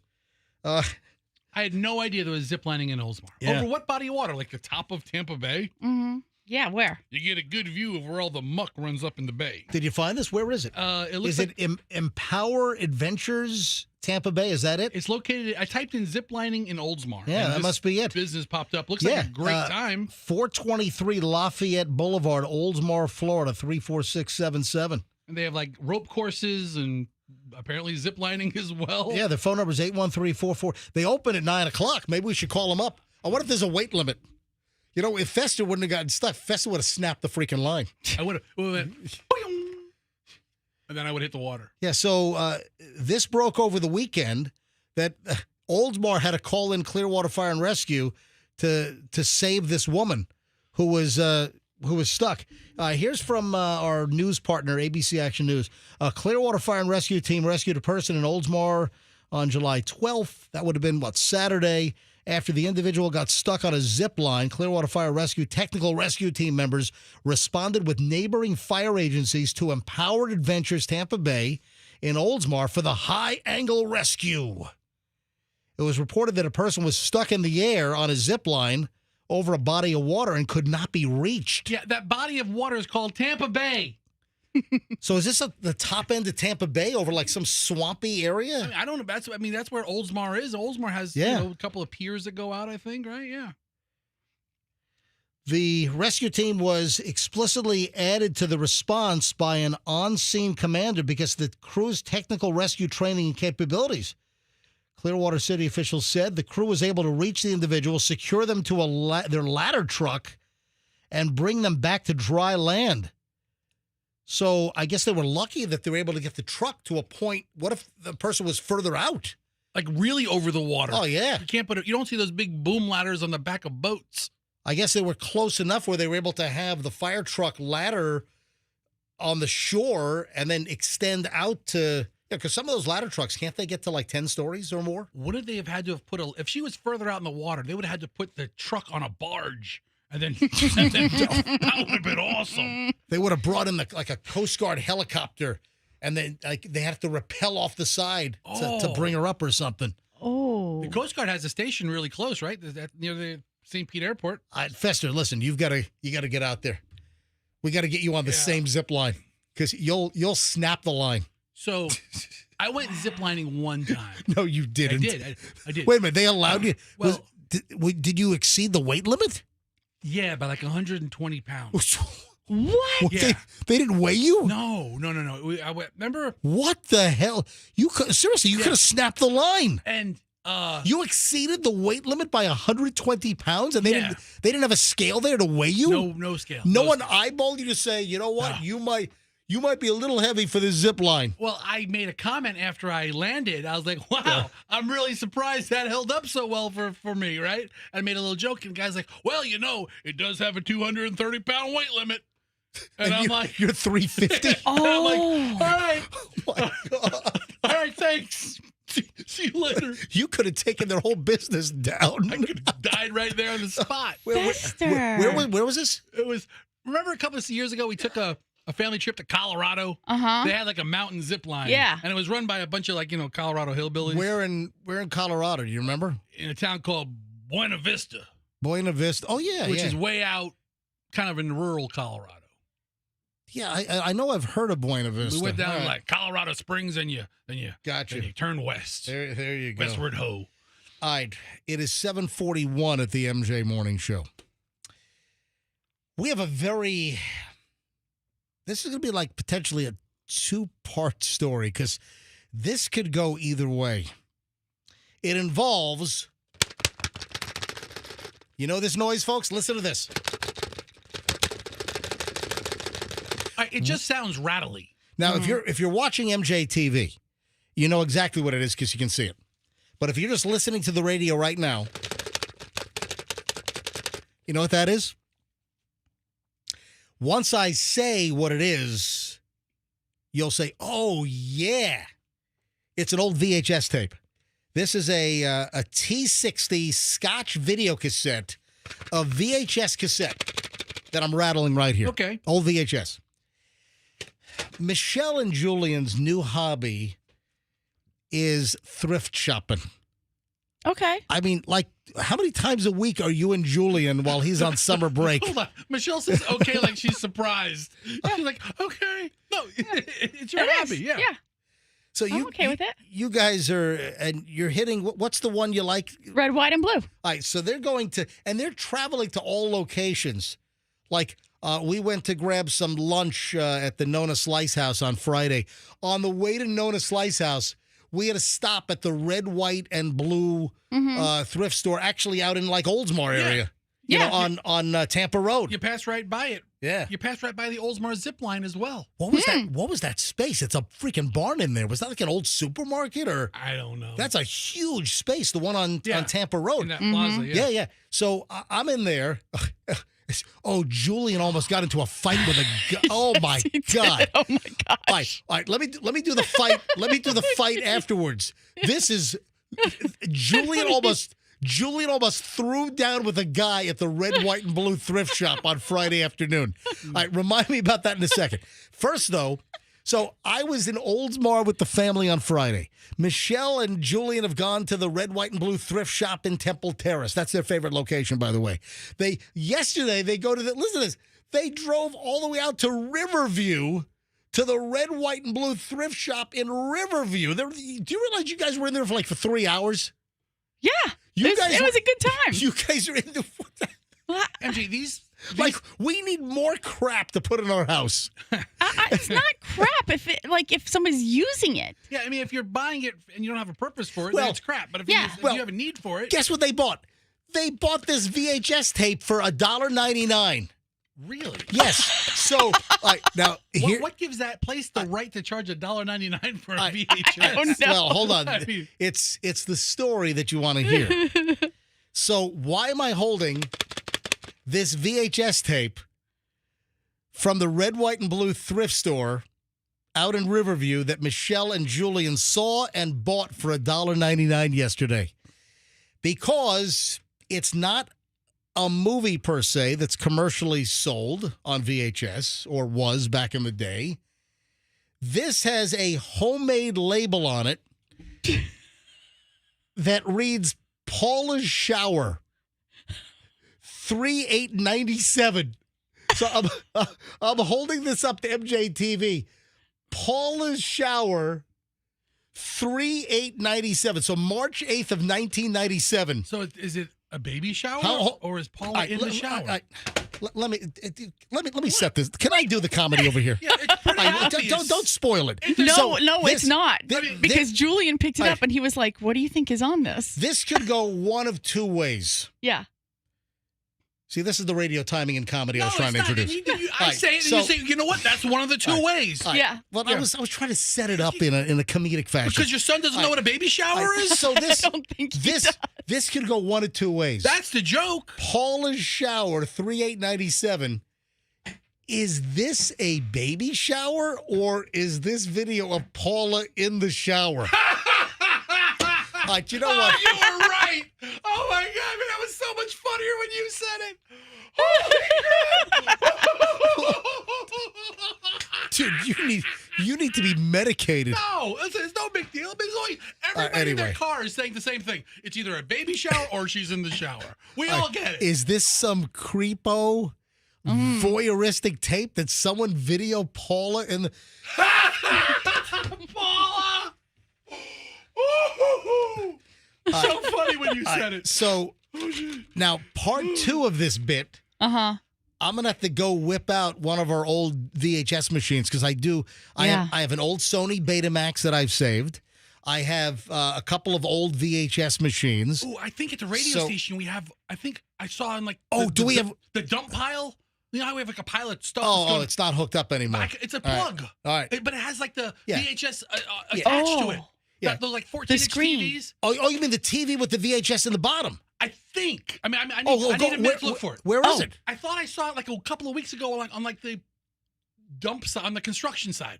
Over by the office. If you have one of the old TVs where maybe. Hold on, I don't know. Well, I don't need you to walk out. All right, go run. Hurry up. I won't interrupt your jokes. Oh, we could check. That funny joke you made about a shower. We could check it right now. Why don't you zipline over there? All right, Fester, run. So Fester thinks he might have seen one of those old TVs with the VHS on the bottom. You just slide it in, and we can plug that thing right in. Yeah, I forgot about those TVs. And see if this is naked Paula in the shower, or if it's just a baby shower. Yeah. But Paula, I gotta reveal something else that I did on Friday. What is that? It's the piece of luggage you saw. Oh, yeah. And the business card. Yeah. Well, I was trying to show you. I was like, you just don't know. Like, it's weird because people just clean out their garage and they, you obviously have like an acquired collection of bags from somewhere or whatever it is, and they don't empty it out. 2 subsequent stories about the thrifting that I went on, which was at the red, white, and blue thrift shop in Oldsmar on Tampa Road on Friday. So Michelle calls me over, hey, take a look at this. And it's like a leather like briefcase portfolio. Oh my God, Fester found it. Yeah. It's all look at this. Hang on a minute. Let me Don't drop it. Let me hold. I'm holding this. Wow. Right? I'm holding this up. What brand is this? When was the last time you saw one of those? It's an RCA. I don't know if it works. TV and video. Do you have a plug over there? Somewhere. Hang on a minute. Okay. Hang on. We'll do this. We'll do this later on. Oh my God, we could be watching Paula take a shower in a couple of Is minutes. it again? Is it Paula in the shower, or is it Paula's like baby shower or wedding shower? So did Julie come up to you, Michelle, and be like, "Mom, yes, look at this"? Right, so yes. we do have the old RCA TV with the VHS built in from like 1993. And we will try to plug it in a few minutes. So hang on. Now we got to find though, Paula. All right, let me tell you, Paula might not be in town. Yeah. Here's what we've discovered, and this is story number one. Before we get to Julie and almost getting into a fight, so story number one is you guys have noticed that a lot of stuff in the thrift store seem to be coming from up north, right? Well, that's what Festa pointed out to me, that a lot of the T-shirts or bags or whatever it is that you find, it has emblems on it, and it's like Baltimore Ravens or a lot of stuff from up north. You remember, I have a yellow T-shirt that, it's like the size of a tarp. But Right. It's of the Washington Redskins. Yeah. My wife found that T-shirt at this store. And I'm like, I'm not a Washington Redskins fan, but I am a 5X T-shirt fan. Right. So she buys a T-shirt for like $3. And it was a brand new shirt. As I'm looking through the racks, all of the schools and universities and high school, I looked up a couple of the high schools. Well, like Washington, D.C. area, like All that- Maryland, Northern Virginia. Delmarva area. So listen to this. So Friday, it's 1 o'clock or 12:30 on Friday afternoon before we go, grab some pizza. We stopped at this red, white, and blue on Tampa Road. And Michelle said, hey, come look at this. And it's this leather, like, portfolio briefcase kind of thing, with the shoulder strap and like a computer bag. And it's pretty nice looking. And it still had a luggage tag on the bag. And it was a red Viking Cruise, right? It was Viking, right? Yeah. It was a red Viking Cruise luggage tag. And I'm like, look, the luggage tag is still on here. It was like those cruises through Europe on like the two-story boats. Yes. Nice. So then I lift up the flap on the luggage tag, and it's a dude named Frank's business card that's in there, licensed funeral director from New Jersey. I'm like, are you kidding me? So the guy's Frank so-and-so. Where's Frank? Frank, licensed funeral director from New Jersey. Where's his card? You have the card? No, I left it in there. But hang on a minute. You send me a picture. I'll look him up. Hang on. I called him. Is he alive? I called him from the store. Is he alive? So listen to this. Oh my God. So Frank's business card is still in the thrift item in the luggage tag holder. So I call up Frank, and it's a 973 New Jersey area code. And he's like, hello. If I say, is he an old man? Yes. Okay. Yes. So Because only old people go on those Viking cruises. I don't care what anybody says. Frank answers the phone, and it's like, hello. I'm like, hey, Frank. Yeah. Do you remember your black carry bag? And it had a brand name on it. I can't remember. And it's got a red Viking luggage tag on it. And he's like, yes, that's a good bag. And I'm like, Frank, I'm at a thrift store in Tampa, Florida. And I'm calling the guy on my cell phone in the middle of the thrift store. Frank, your bag, your portfolio, your bag is at a thrift store for $29.99 in Tampa, Florida. According to your business card, you live up in New Jersey. Well, and you're a licensed funeral director. He says, yes, I was. I'm retired now. Yeah, he sounds every bit of retired, doesn't he? And then he says, that's a great bag. You ought to buy it. Did you buy it? No, I didn't. I'm like, Frank, I'm just curious. How the hell did your bag, a licensed retired funeral director from New Jersey, how does your bag end up on a thrift store rack in Oldsmar, Florida? Is that technically Oldsmar? I think it is Oldsmar. Yeah. No, it's in Tampa still. Is it? So it's Tampa. Or are you sure that's? It's in Hillsborough County. That right? is Hillsborough? I don't know. I always get confused. Well, Racetrack Road. It's Racetrack Road, Hillsborough Avenue. So it might have been just before we got to, I think it might have been. Anyway, so I'm on the phone with this like 80-something-year-old retired funeral director whose piece of luggage ends up at a thrift store in Tampa. And I'm like, dude, how did it get here? Well, we gave a whole bunch of stuff to my daughter-in-law to clean out the house. and she dropped it off at a thrift store in New Jersey. So they dumped it off at some thrift store in New Jersey, and then I guess northern thrift stores, or they must be like conveyor belts down to red, white, and blue in Florida. There's got to be a thrift store brokerage business. I don't know. What do you do with all the donated stuff? So that's story number one. Story number two. How do you not Instagram that, dude? What? How do you not have your son hold your camera while you call this guy live? I know. This 100-year-old man. That probably would have been a good. Instagram Let's go back live. there. Yeah. Let's call him back today. Let's call him back. All right. So the second story is, Michelle, you ought to tell this because I did not witness this, but Julian loves finding old printed T-shirts, right? And because he loves just interesting T-shirts, and you can buy some of these T-shirts for 99 cents. Yeah, he bought 2 yesterday. Bought 2, kind of cool shirts. Yeah. So Julian was at the rack on Friday. Yes. At the red, white, and blue in wherever on Tampa Road. Right. Is it Hillsborough still over there? It's Tampa. All right. City of Tampa. Okay. Hillsborough Avenue, City of Before Tampa. it changes to Tampa Road. Yeah, I always got a kick out of, let's see, Hillsborough is Tampa, but when you get into Tampa Road, that's Pinellas. That doesn't. All right. Anyway, so Michelle, what happened?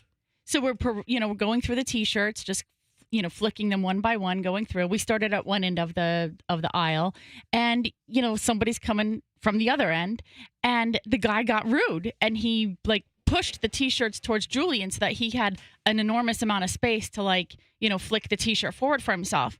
And then he did it again, and Julian said, "Dude, do you mind?" And the guy goes, "Yeah, I was here first."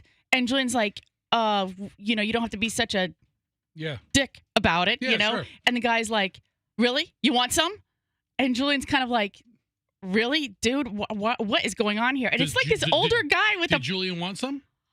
Julian is a 21-year-old who I think thinks, he can pound somebody down, He thinks he can throw some hands. And this guy was a little, heftier and bigger. But, what happened is then I was moving behind Julian, and I was like, "Dude, you want to back it down a little bit? You got a problem over here?" He left. Yeah. Nobody wants to mess with you, Michelle. I was but the rack is I know, 50 feet long. And what the guy think he was going to get the whole run unencumbered? And here's the thing Julian and I said. There were clearly different sizes. There was no competition for the shirt on that rack whatsoever between the two of them. But it's the Julian's flow. a little skinny mini. You politely move around. I did it yesterday when I was looking at books with another lady. She was looking at the same section I was, and I was. I huddled down. Did this guy think he had the whole run of the rack? Yes. No one could get anywhere near him while he's looking at T-shirts on the rack. He said, "I was here first." All right, most important and I'm T-shirt like, question. "Oh my gosh!" There's one important T-shirt question nobody's addressing or answering. What? There is a way to look at T-shirts on the rack. You have to be facing, because you don't want to see the back of a bunch of shirts. If you pull it from left to right, you only see the back, so you have to turn your head. All right, I just So Julian almost had a fight with a guy. Dude, I'll tell you right now, fighting somebody from a thrift store is like a click above fighting a homeless person. You don't want to do that. Well, listen, you don't want to mess around with Michelle. Remember the story? Yes. Michelle beat a woman's ass at an ice cream store in Brooklyn. Yeah. Remember that story? Yeah, I remember it, but Well, here's the thing. As we were leaving the thrift store, everybody's trying to, because we didn't see him then. It was he left the thrift store, right? So Julian's like, "We got to be careful because he could be, waiting for us out front." And so we're trying to figure out who's going to hold all the, precious glass stuff that we bought. Yeah. And I said, if there's one person that shouldn't be holding it, it should be me, because I'm the only one who has, demonstrated that I will throw down when necessary. Yeah. And they're all scrambling, scared like little, Who's scrambling? You. I wasn't. You're looking around that parking lot like a little bitch. You're like, "Oh my God, here comes a guy." I was not. Yes, you were. You were scared. I know. I wasn't scared. Fester? If I know this guy, he was surveilling the landscape for I any was- potential threats. I was not scared at all. Listen, he's the wrong person to walk I up wasn't scared. I was prepared. on. Let me tell you. All right. Yeah. So if you don't know, 330 million people in this country. Let me tell you the one person that's wrong to walk up on. This guy. all right, if you have not heard the Michelle Brooklyn Ice Cream Company story, Over. This is right off Old Fulton. You've got the great Giuliana's Pizza, and then on the corner you have the original Grimaldi's. on the corner. This is Old Fulton in Brooklyn, right, next to the Brooklyn Bridge. And then right as you walk toward the waterfront on the East River, there's this old white house, and it used to be the Brooklyn Ice Cream Company. So we had pizza at Giuliana's, which is incredible, great. That was Patsy Grimaldi, and he just passed recently. But Patsy Grimaldi then opened up Giuliana's after he sold Grimaldi's back in the 90s. So after pizza, we went down, this is like 2016, 2017. We walked down to get some ice cream, and I'm paying. Julian, Michelle, and Chloe, they start eyeing tables, and Julian finds a table inside this place. There weren't a lot of tables, maybe 4 or 5 tables. So Julian spots an empty table and then sits down at the table. This like 25-year-old woman goes up to the table and grabs one of the chairs. And Julian says, hey, we're going to use this table. We need all 4 chairs. And she just like walks away with the chair. So then Michelle sees what's happening and says, hey, can you please put the chair back? We're using that chair. So, and this is bizarre. I'm not there. I'm not witnessing this because everyone's walked away with their ice cream, and I'm up at the front paying for all of the ice cream scoops. That's when this girl, who Michelle confronted for taking the chair away from Julian, the girl takes her ice cream, and this 25-year-old young one, 22, 25, somewhere that takes her ice cream and says to Michelle, go back to Texas, bitch, and slams the ice cream into Michelle's chest, into Michelle's sweater. And Michelle grabs her by the hair and starts punching her face. Then Michelle runs her to the back of the store and starts ramming her head into the door frame of the ice cream shop. Anyway, there's a line out the door, and 2 guys, I'm still up, I'm paying, and I'm like, I'm 20 feet away, 25, and I'm watching what is going on here. And 2 men that were customers in line had to separate Michelle and this other girl who Michelle was you were brutalizing her. You were ramming her head and face into the door frame at this point. Well, she yanked a chair out from under Julian's butt. Yeah, and then she tried to stab me with her ice cream. Then she didn't try to. She did. She smashed her ice cream into your chest. Yeah. And then Michelle just goes, totally ballistic on her. So the other moral of the story is don't F with Michelle. Mm-hmm. And remember, they split. Oh, they ran. Yeah, they ran. So they did not want the cops to. She was with, or the girl that Michelle got to fight. They were with a guy and another girl. And they were all like that emo, kind of freaky emo looking types. Goth up good. Yeah, goth or emo. Yeah. Why don't you just go back to Texas? Yeah. You know what? Someone else should have been scared of them. Yeah. Someone else is looking at them going, I'm crossing the street. I'm not going to get in a fight with these. Anyway, just crazy stories. Thrift shops, ice cream shops. Brooklyn Ice Cream Company, they moved. So they're somewhere else now. They're not in that old house on the East River. All right, so. Does it work? Does the TV work? The TV's on. If you're watching MJTV, you can see there's a blue screen behind me. I plugged in the RCA built-in VHS machine. We'll see if it works. So if you're just tuning in, let me just bring everyone up to speed here. So while thrift shopping, Julian and Michelle yesterday found this old VHS tape at the thrift shop, and it's a homemade VHS with a label that's handwritten that says Paula's Shower, 3897. So the question is... So that means her kid's like 28 years old? Like I said. Well, hold on. Oh, that's a good point. Dude. Will you stop jumping ahead? It How could be. Am I jumping ahead? It could be one of 2 things. It's either a baby shower, a wedding shower, or it could be Paula in the shower. You're really. All right, hang on. I'm putting it in. I don't know what's happening here. All right, put it in. Hit play. We don't have a remote for it. Hang on a minute. Where's play? All the features might have been worn off the knobs. All right, hang on. I just hit play. All right, it's playing. This thing works. I think. Is it rewound? Oh, hang on a minute. I've got static. We can't see it because your microphone's in the way. Hang on a minute. Oh, no, it's all static. I did hit play. Ooh, maybe Paula is in the shower. It's all staticky. Back in the old days where you had to look through the static to see a boob. A picture's not coming up. Oh, no. Oh, no. Oh, no. Boy, we are going to have to watch it at home. Should have prepped this bit a little better. It might need, like the tracking, Remember the old... Yeah. I mean, it's probably been 20 years. Oh, wait a second. Hang on, there's some picture coming through. Oh, my God, there's boobs on here. Holy crap. She's naked. Oh. I got a landing strip. No, I'm kidding.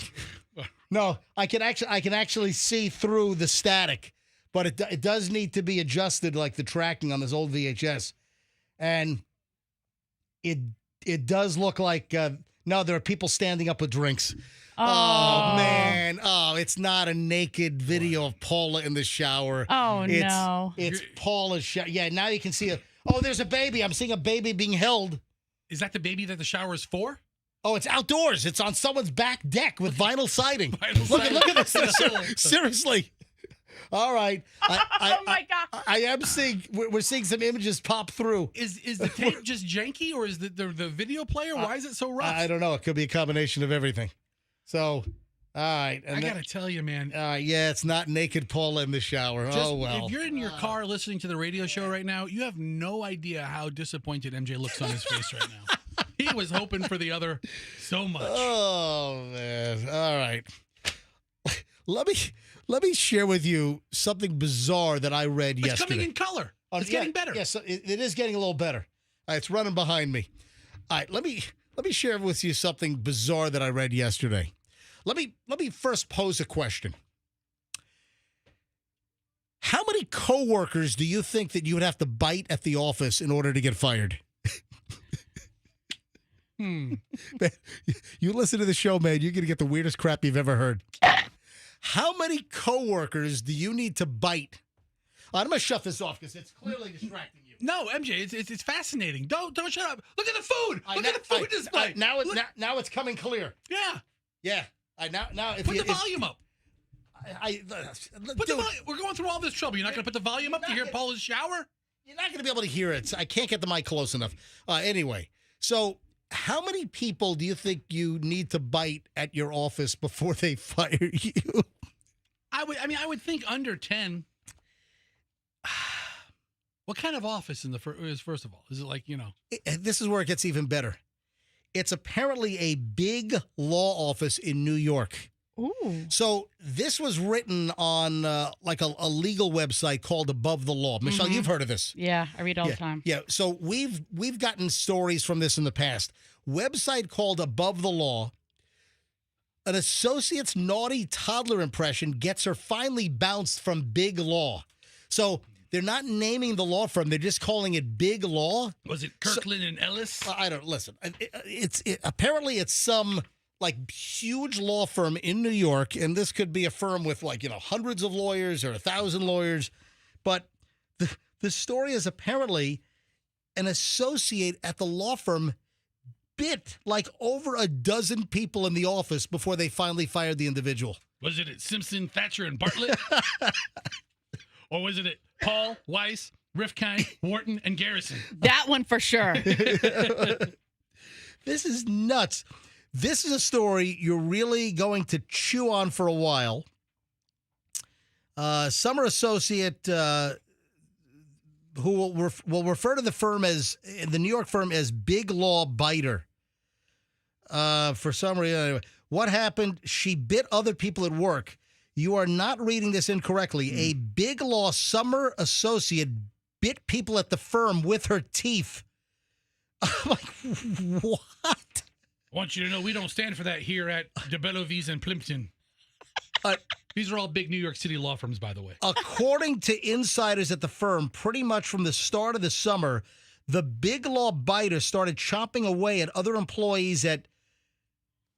Hold on. It might be Sidley. Is there a Sidley? Sidley Austin? Yeah. Yes, it is. Because the joke is they're calling it Sidley Nauston.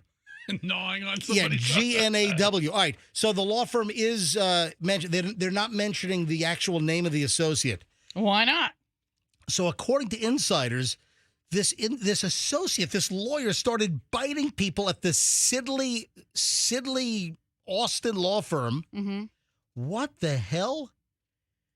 And they're saying that it's believed that the actual bite count is double digits. What? How are you able to bite other employees and survive past like bite number 1? Okay, maybe you get by bite number 1, but once you bite the second person at the law firm? I mean, the first time it's a really stern warning. A really stern warning, maybe a short probationary period. Hey, let's just make sure everybody's okay. But then 2? Then 12? It was a female or a male? I think it's a female. Listen. The details of that particular story. I'm just like doing the story in a generic, general sense. In wherever you work, whatever line of work, whatever office or business you're in, how many people could you bite where you work before you're fired or you're arrested? For instance. They have a whole dog biting division at this Sidley Austin. Sidley Austin for the biter. All right, so it is Sidley. Yeah, it was buried in the story. All right. This is dangerous. And I'm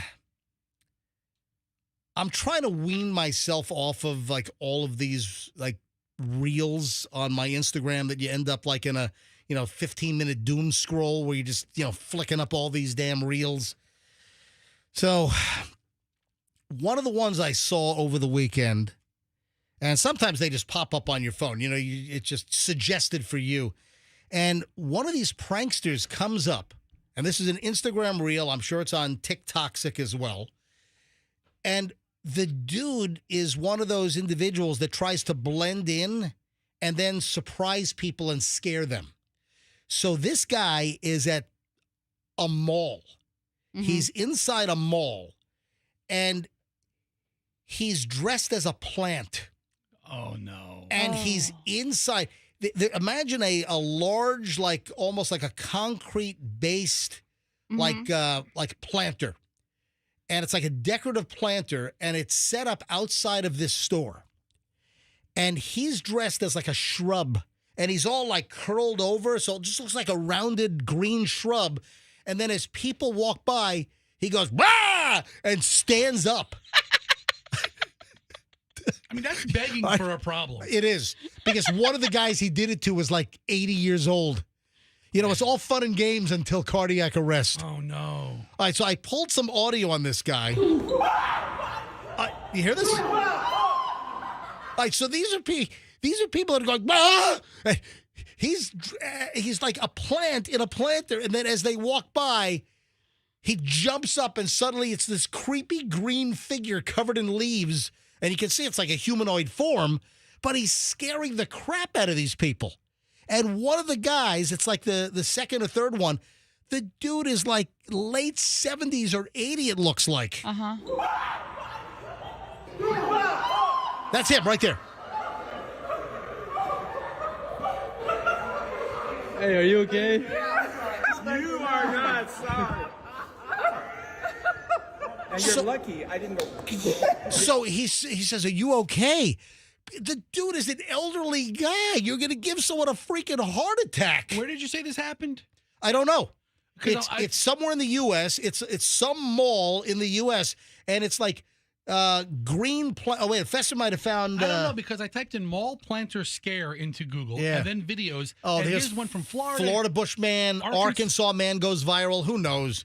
How many people are dressing up like plants and scaring people in the country? You know what? I mean, there's more than one. There's a bunch. There's a bunch. Bunch of freaking idiots. Let's do it. This is your entertainment, dressing up like a plant. And what would your liability be? Michelle, you're the lawyer. If you dress up, man, I would imagine that you could be sued to kingdom come. If you dress up like a plant and you're all hunched over looking like a shrub, and then as some elderly person walks by, you jump up and scare them, and they freaking keel over. They're having a heart attack? Yeah. And then the person dies? Can you imagine you would be sued beyond belief. Also, would there be criminal charges? Let me tell you, I got yelled at by my mom. I wasn't dressed as a plant, but I did come around the corner and I did the jump out and scream like I do to you sometimes in the house. Oh, the bah! And she had to sit down because her heart started pounding so hard. She was like, "You can't do that to me. I'm going to have a heart attack." So then Chloe and I did it a bunch more times. That's great. She listens every morning, so she knows she's so mad at us. And she jumped every time? I mean, I'm looking at a video now, MJ, of some weirdo in Orlando who's just on the side of a sidewalk in a planter just sitting there, and he calls himself the Bushman. And, and he's like just jumping out at people. He's doing an interview for the news in the plant suit. Weirdo. All right, so I saw this video. I'm like, you know what? That's freaking dangerous, man. So I mean, I would imagine if you did cause someone to have a heart attack, you could probably be civilly sued, and I wonder if there would be any criminal charges if you caused someone's death by jumping up and scaring the crap out of them. What if your first reaction is to punch this plant person out of self-defense? Right. I mean, you break their nose and the plant starts bleeding. Oh, yeah. That's on you, bro. Okay, like you're walking along with Allison somewhere, and she happens to be the closer person, and he moves as the plant, like kind of jumps out in front of her. Your first reaction is punch him. That dude's down. Yeah. He's down for the count. Oh, look. Paula's baby shower is very clear now. It is cleared up nicely. Oh, look at this. The video is perfectly clear. Look at this. Is she getting negligee? She's getting gifts in her living room right now. She got like a sexy pajamas. Unfortunately, the VHS tape of Paula's shower that was found at the Red, White, and Blue thrift shop yesterday in Riverview, it's not Paula taking a shower. It's actually Paula's, looks like a baby shower. Well, we have no information on who Paula is, or we can never return this to her. No. There was another one, too. It was like Kurt's graduation or reunion or something. I don't know. I mean, Julian found a whole bunch of them. They were all like labeled. Hey, how about Cindy and Jeff going at it? Was that ever on any of the labels in there? All right, moving along. I want to talk tattoos for a minute here. Okay. This, I've got two things that I want to talk about. Number one, there is a new trend. Freeze branding. Have you heard of this? Is that where they... Now, hang on a minute. Don't jump. You're Mr. Jump Ahead today. You want to spoil everything. Or we're just talking back and forth. Right. You can do the show by yourself if you want. Michelle and I will leave. Mm-hmm. Yeah. All right. So, obviously, you have the normal tattoo where they use the little tattoo pen and the ink, and they put the ink under your skin. That's like the normal tattoo. Then, you've heard of like some of the people that get like fire branded. Like a Yellowstone deal, you know? Oh, yeah. But there are some people that get like a branding tattoo. That's with heat. There's something called freeze branding, and it's I guess it's also used for livestock, and apparently people are now getting freeze branded as well. So freeze branding is an alternative to a hot brand for cattle and livestock. And the metal brand is soaked or sits in liquid nitrogen. Yeah, it's like a less pain. It's still painful, but it's less painful than. But it's a sudden, like, massive, well below zero freezing nitrogen brand. So now people are getting freeze brand. So humans now are getting freeze branded. Unbelievable. Now, Michelle. Yeah. I just looked it up, and there's on the National Institutes of Health, there's a whole case study where somebody's freeze brand became infected. Ugh. It's so disgusting. I mean, it breaks the skin, and, you're opening yourself up to an infection. Yeah. Okay. All right, Michelle, can I move into the other tattoo story? Go right ahead. No. You just said go ahead. I didn't know what you were talking about. Well, yes, I wasn't thinking. No, I'm talking about listen. No. Why not? Because the answer is no. Why are you asking me this on the air? The answer is no. Who's getting a tattoo? Nobody. Why can't we talk about this? That didn't sound like a very convincing nobody, Michelle. Because we can't mention. No. Somebody's getting a tattoo. No, you're wrong. Stop guessing. You know what? What? You better shut your mouth right now. Yeah, sucker. All right. I just thought it was interesting. Good for you. Okay. All right.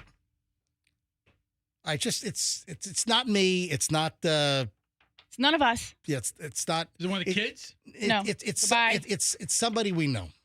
Getting a tattoo? No, it's not getting a tattoo. Getting a tattoo removed. Fester, you're going to cause strife in my marriage. You're the one that brought it up. I know, and I thought you said I could. You just said yes, and then I thought you were just talking about a story in general. All right, so I guess I'm getting shut down. Is he getting one of those cool snakes on his arm? I said it's a dragon. All right, I prefer the dragon. Is he getting a tattoo that says "Mom" and a rose or something? Right? I always like those. Always classic. I'm getting shut down. Hey, Michelle, what are your thoughts on Alligator Alcatraz getting beaten at Wimbledon yesterday? Is that his nickname, Alligator Alcatraz? That is not his nickname. What's his name? Alcaraz. Oh, it's I like Alcatraz better. I know. So the Spanish tennis dude Alcatraz, he got beaten by some dude that doesn't look Italian. He looks like Italian. He looks like a red-headed Irish guy, and he's like he's like an Italian dude. The Northern Italians are much fairer. Yeah, and you know what? I think he is from the Dolomites. I think he is. But still, he and his name is Sinner. Well, that's not an Italian name. What kind of Sinner? That's not an Italian name. Dude, if you go against the church, it is. Yeah, there you go. We're not calling your whole family the sinners. The whole family will be cursed forever. All right, so Michelle. In 14 generations, you'll have an offspring who will play the tennis. All right, so you are the sinners. All right, so Michelle was glued to Wimbledon. I had no idea that you were going to watch for hours on end. Okay. And then if she wasn't available to watch live, she TiVo'd it. So then you're watching Wimbledon. Yeah. So this Sinner dude beat Alligator Alcatraz. He did. So it was what? It was Italy versus Spain. Yep. In the end. What's the deal with the in order to be like a ball boy or ball girl or what is the deal with like their herky-jerky spastic movements? They're like, I mean, they have to get on and off the grass. No, but they pitch, do these. whatever it's called. But they do these bizarre, like herky-jerky, like they're having convulsions or something, and they get the ball, they pick it up, and they're like, oh, and they stand. I mean, they're like, their movements, they look painful. Look, training includes physical conditioning and specific skills. I'm reading this, like rolling and presenting the balls to players. It's done very precisely. But it's done like they're like defective spastic robots. I'm serious. It's like their movements are like bizarre. I mean, and they must be trained to do that. I think you're qualified. Yeah, that's how you move. We want you to act and move in the most bizarre, unnatural, spastic fashion available. Spastically? I mean, that's what it looks like. All right, Fester, you're gonna like this. A listener writes me at mj@mjmorningshow.com, and they want us to create an AI song about the Michelle complainer. Oh, no. So the guy that called up our management to complain about Michelle. Yes. When are you all going to get rid of Michelle? And she's just ranting and raving. Y'all need to get rid of her. Right. She's riding on MJ's coattails too long, and she's out of control. So I have a request from a listener. I play that one more time. I got to make some notes. All right. A listener has requested that we do one of the Suno website AI-generated songs about the listener that wants Michelle fired. Yes. When are you all going to get rid of Michelle? All right, so Fester, you're Okay, typing in the stuff. I'm making notes right now. Get rid of M.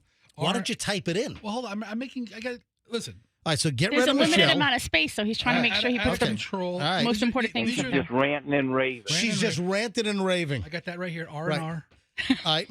Y'all need to get rid of her. Y'all need to get rid of her. Get rid of her. Yep. She's riding on MJ's coattails too long. Oh, yeah, she's riding on MJ's coattails too long. She's out of control. You got that one, right? Get rid of Michelle. She's ranting and raving. She's out of control. Coattails too long. Yeah, here's the whole call. Yes. When are you all going to get rid of Michelle? She's talking about having sex through the poop 8 o'clock in the morning, and there's kids that listen, teenagers that listen, right? And she's just ranting and raving. Oh, jeez. Y'all need to get rid of her. She's riding on MJ's coattails too long, and she's out of control.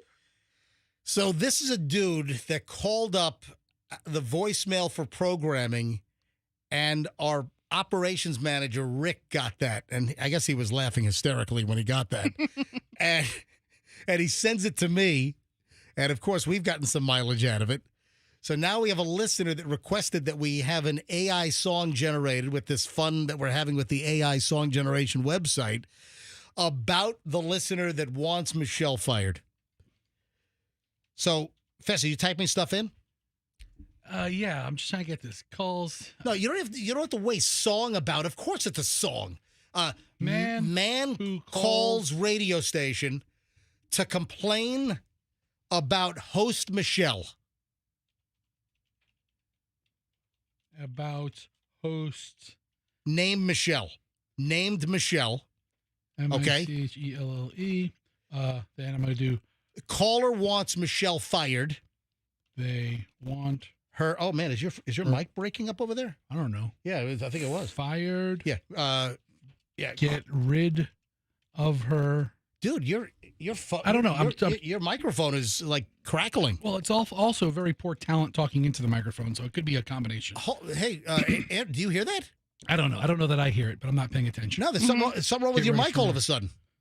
They say she is ranting and raving. She's out of control. She is OUTOF. Out of control. Control. Spelled control wrong.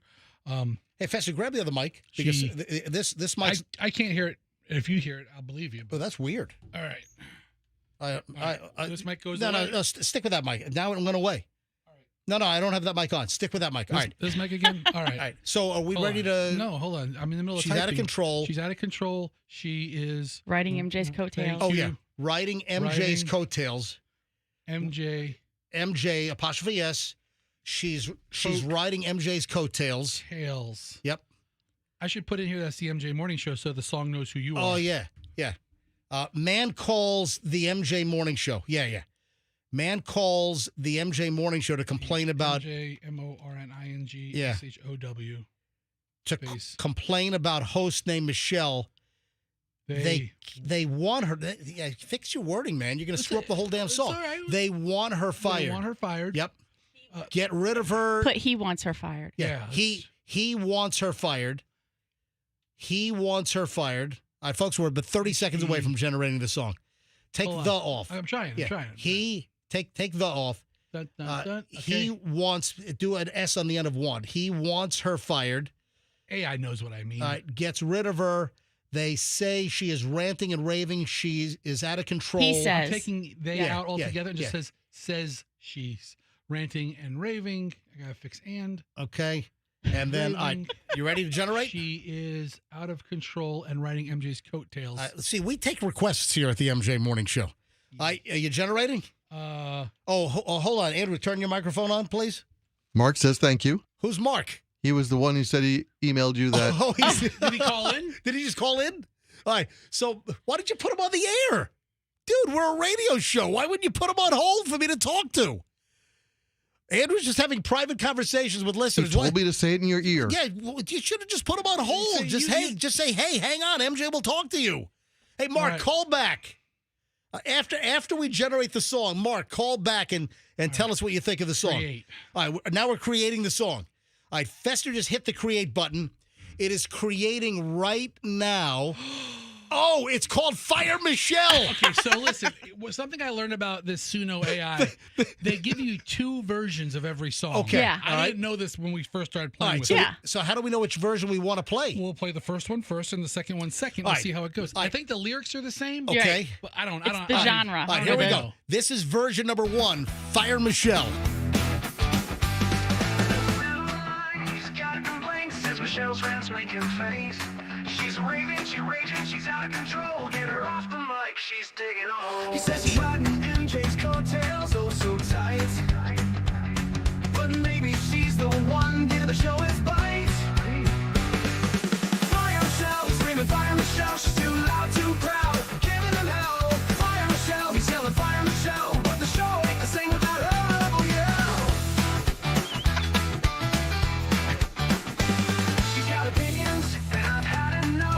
See, I think the vocal's too buried in that one. I do too. Yeah. All right, I like it, but it's too buried. The lyrics are good, but the music's too loud on that one. All right, so go back and get the second version, And let's see if the second version is any different. We go to my library. Okay. All right. You got it? My library is populating. All right. Now hit the second one right there. Go. Let's try this one.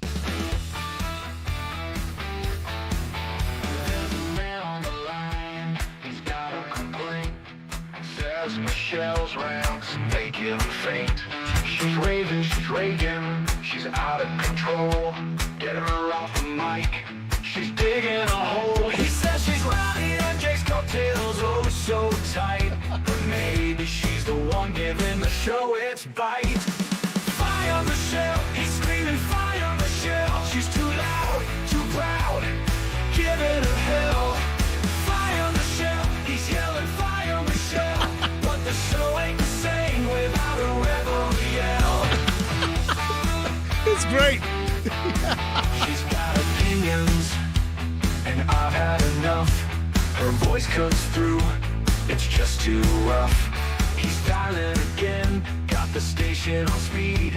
Replace her now, fulfill my need. But Michelle's fire, she's the spark in the storm. Without her heat, the whole thing's lukewarm. So scream all you want, let your words unfold. The louder you shout, the more a story's told. Fire Michelle, he's shouting fire Michelle. But the ratings climb every time she rebels. What?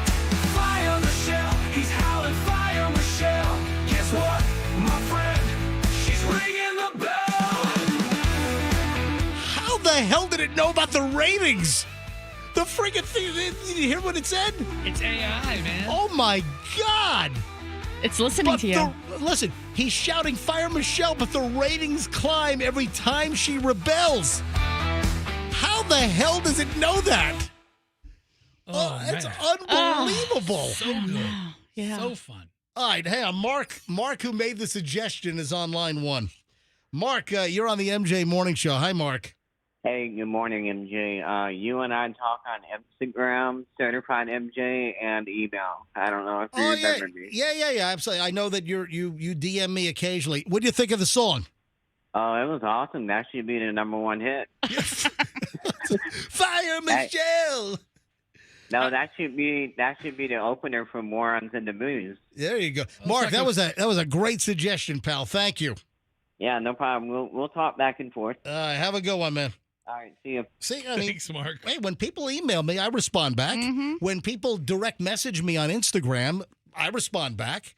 So if you want to DM me, my Instagram is wide open, Certified MJ Radio. So if you don't follow me on Instagram, give me a follow, Certified MJ Radio, and I do take direct messages. And then my email is mj@mjmorningshow.com. MJ, you're not going to believe this. What? The Paula shower video? Yeah. It's over? The shower's over. And it looks like there's like maybe he's a pastor or something? Now there's a church sermon. Or some guy talking straight into the microphone behind the podium? That's hysterical. That's great. All right. Hey, the new studio update. Seriously, your mic was like... I don't know. It sounded all crackly. I don't think... it was a little while ago. You were getting distorted. Yeah, I'm not... what? I am told that we're a couple of weeks away from going into the new studio. And speaking of Instagram, well, here's the problem. Apparently, they're putting us on a new phone system, but the Spanish station that we have, Maxima, their phones have been broken since last week. Yeah. Well, Can you imagine if I had no freaking phones on this morning show? I'll pull my face off. So, well, you know what company they used for that? They used a company called No Bueno Telefono. No Bueno. And it is No Bueno. So, hey, Andrew, did you know that our Spanish station, their phones have been broken for like days now?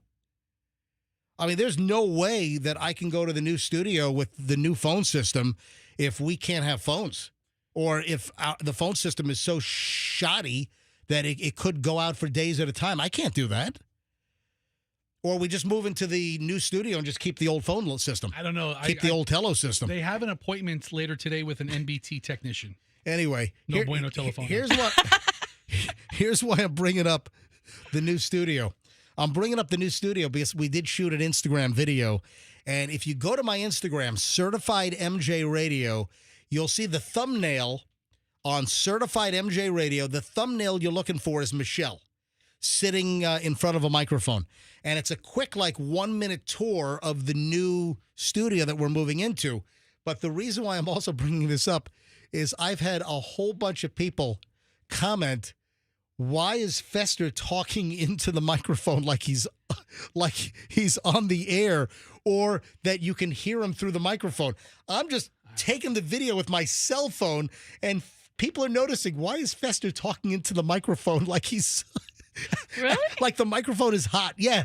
You'll notice on the video that Fester's talking into the microphone. I don't know why. I didn't notice that when we were in there. I guess I had a habit. I talk into a microphone, whatever studio I go into. Yeah, just take a look at the damn thing. Oh, so over the weekend we had... I even moved the mic to get a better position. You're moving the mic. You're talking into the mic. Folks, I will tell you. Go take a look at this. This particular Instagram is like the second time I've sat in that position with the mic mounted. I think I'm just trying to get a feel for where the arm is. I'm not trying to... Oh.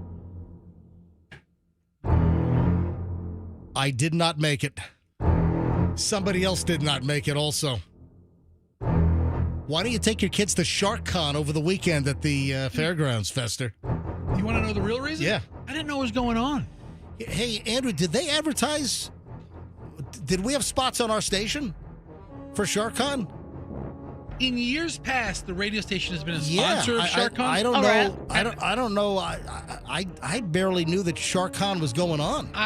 Why didn't they hire the MJ Morning Show to help promote Shark Con? I'm an avid scuba diver. I've dived with thousands of sharks over the years. If you get the MJ Morning Show involved with Shark Con. I've taken the kids to Shark Con in years past. Yeah. We've had station support there, but I had no idea what was going on. I didn't either. I don't know if we advertised Shark Con. I certainly did not hear Shark Con at all during the morning show. I saw a news article about it. After the fact. Yeah, I'm like, oh my God, is it next weekend? I'll go. I was like, wait, it was this weekend. Oh, and I see some guy there holding a shark. And I'm like, that would have been awesome, but we didn't go. The reason why I'm bringing up Shark Con is because there was supposed to be a special guest that didn't make it. Apparently he's like close to on his deathbed. He's supposed to have Richard Dreyfuss. I was about to say, every year at Shark Con, there's like a janky flea market folding table with like a banner and it says Richard Dreyfuss. And he signs autographs, and you can watch Jaws in a room with Dreyfuss in the room. Yeah, they needed to get the Shark Con on the MJ Morning Show. Yeah, and I'm an avid worldwide scuba diver. I would have been happy to hook up with the Shark Con folks. Yeah. So, but guess who bailed out? Mr. Dreyfuss? Richard Dreyfuss was supposed to be at Shark Con. He's 77 years old. And I guess he shot a video, and it looks like he's about to croak. I like Richard Dreyfuss, too. I don't want him to die. But Richard Dreyfuss was too sick to attend Shark Con this year. I think he's been there at years past. I didn't get to meet him because you have to pay $50 or something like that. I'm not going to pay to meet anybody. But listen to this. Page 6, the Jaws actor, 77, gave a grim update on his health. A clip from Shark Con's Instagram page shared over the weekend. My God. Hello, fellow cons. Yeah, he's been coming to this for several years. Hey, see if we can find the message. I didn't even know that festival. I saw him from 30 feet away because there were ropes to wait in line to meet him to have him sign your shark or something. So I saw him in years past, but I was like, hey, Rich, nothing like that. Yeah. But he's been there, and they have a VIP ticket where you can watch Jaws, and he's in the audience. Wow. And he probably does a Q&A afterward, right? Yeah, maybe a little conversation. Hey, or something Andrew, like that. can you try to find Richard Dreyfuss speaking? It might be this link right here. Oh, here it is. All right, go ahead and play it. Hello. You got 19 things playing, Fester, of course. I don't know what's playing until I play. Close all your windows, except for the one that we need. All right, you got it? No. Very sorry. Okay, now go ahead. Refresh. Hold on. How do I do so that? he is in bed. It looks like he's about to croak, and he's got a Jaws 50 blanket over him. Fellow cons, and I am very, very sorry to tell you that I've been diagnosed with viral,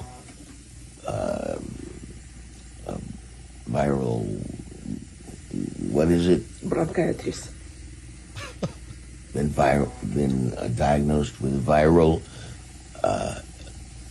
bronchitis. Yeah. And I've been told by my doctors I cannot fly, and I would have to fly 5 hours to get there. Oh, I feel bad for Richard Dreyfuss. I'm terribly sorry because I had planned to be there and had been looking forward to it. Oh, man, I feel bad for Richard Dreyfuss. How do you let that video get out without a couple of edits? Yeah. I mean, Fester.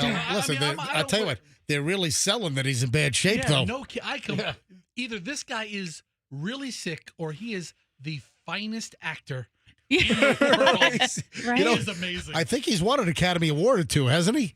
Did he win something for Mr. Holland's Opus or something? Or Yeah, he might. It sounds like he did. Michelle, type in, has Richard Dreyfuss ever won an Academy Award? I'm sure he has. The Oscar for the best portrayal? He won for Goodbye Girl. Okay. Was that like 19? Nominated for Mr. Holland's Opus. That's a killer movie, man. Mr. Holland's Opus kicks butt. But Goodbye Girl, what was that, like late 70s? 78. Yeah, it was Goodbye Girl. Wow, so he had to drop out of Shark Con at the convention at the fairgrounds over the weekend. So get well soon, Richard Dreyfuss. Maybe we'll see you next year or not. Hey, I'm sorry. This is terrible. What's the last thing that you expect to happen to you when you're trying to make a shake or something in your NutriBullet? What? How about Nutri-Explosion? What the hell? All right, did the cup part explode or was it the base part? A New York City man who used a NutriBullet blender to make a protein smoothie claims he's been permanently injured when the device exploded, sending shrapnel into his hand. Mike, it could have been a lot worse. It could have been like shrapnel into his face or his eyeballs. Yeah. Joseph Sanchez put celery, milk, and protein powder into the high-powered device and was shocked when the plastic cup exploded, deeply lacerating his right hand and fingers, leaving him terrified as he saw blood gushing onto the floor all around him. In shock, he thought quickly. 46-year-old hairdresser was able to grab a necktie and create a tourniquet to slow the bleeding before rushing to the hospital, where medical staff diagnosed him with a severe severed artery in his dominant right hand. My God, if you're a hairdresser and you're a righty and your hand is like nearly severed, that's not good for your career. Oh my God. I'm watching an older news report. They have hundreds of accidents. Really? Hold on. This is a whole different story. Wait a minute. This is from Fox LA. Test videos produced by NutriBullet in lawsuit showed device exploding. Wait a minute. People have gotten their hands on like NutriBullet tests in their own labs? This is from several years ago. All right, hold on. Not recent. Oh my God. Michelle, we don't have a NutriBullet, do we? I don't know what we have. We don't have a NutriBullet. Does Chloe? We have a Magic Bullet. Wasn't there one called a Magic Bullet? Yeah. All right. Fessa, roll this back to the beginning. All right. I had no idea that NutriBullets could take your freaking hand off. Watch these slow-mo explosions. All right, go ahead. Roll the video. Hit it. Test videos turned over by NutriBullet during litigation. Oh, Never God. seen before until now. Oh, my God. Testing done only after reports of graphic and severe injuries with lasting effects. After the explosion, I looked down my hand and there was just blood everywhere. Oh my But these explosions aren't coming from any battlefield. They're coming from the kitchen. I touched the top of it to turn it and it just blew.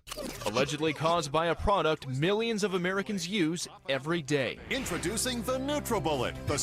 Introducing the Nutra IED. I mean, it's a bullet, all right. Oh my God. It's like a 50 caliber bullet. It's the NutriBomb. It is.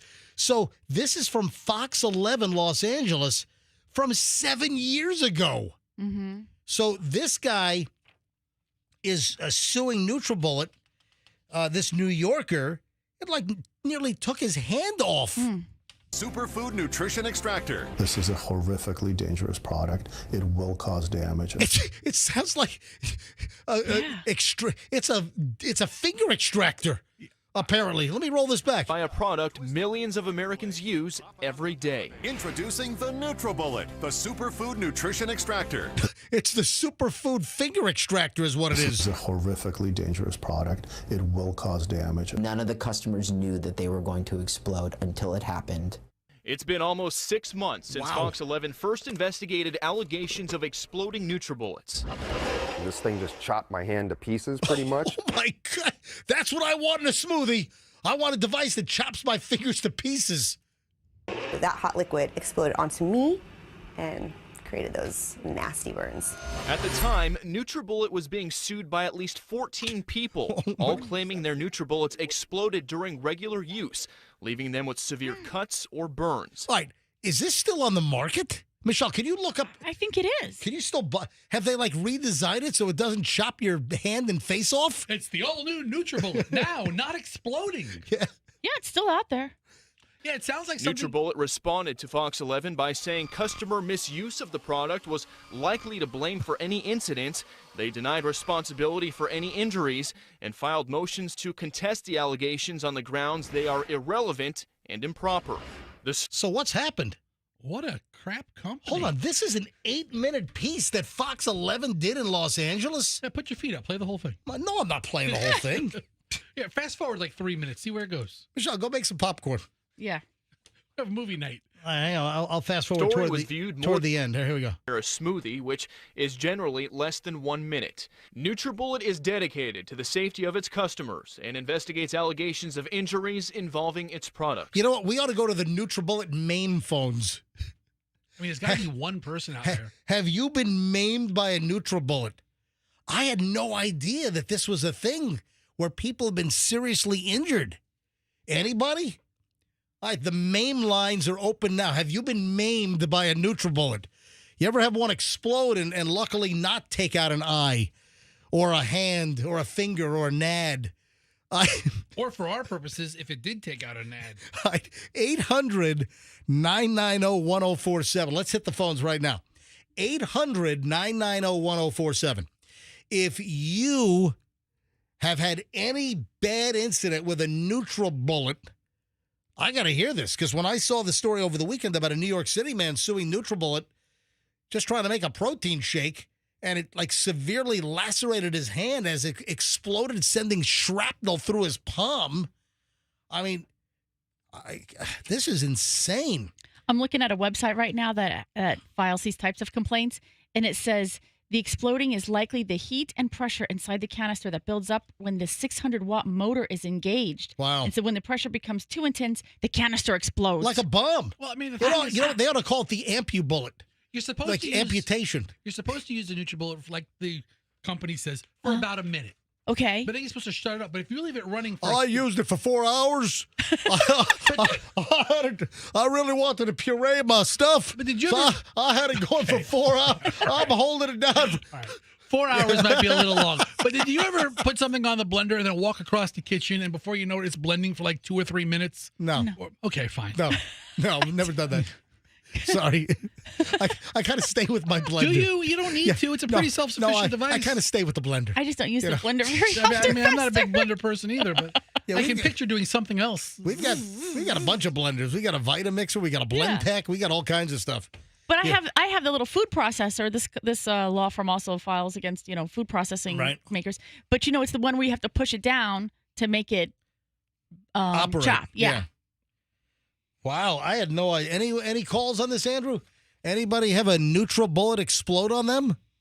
Anybody know a friend that had a decapitation with a NutriBullet? I mean, it's a really specific ask, but there's got to be somebody in the Bay Area who's missing an eye. Decapabullet. Let's go. 800. Come on, someone must have had some incident with a NutriBullet exploding on them. 800-990-1047. 800-990-1047. Maybe not. What do you?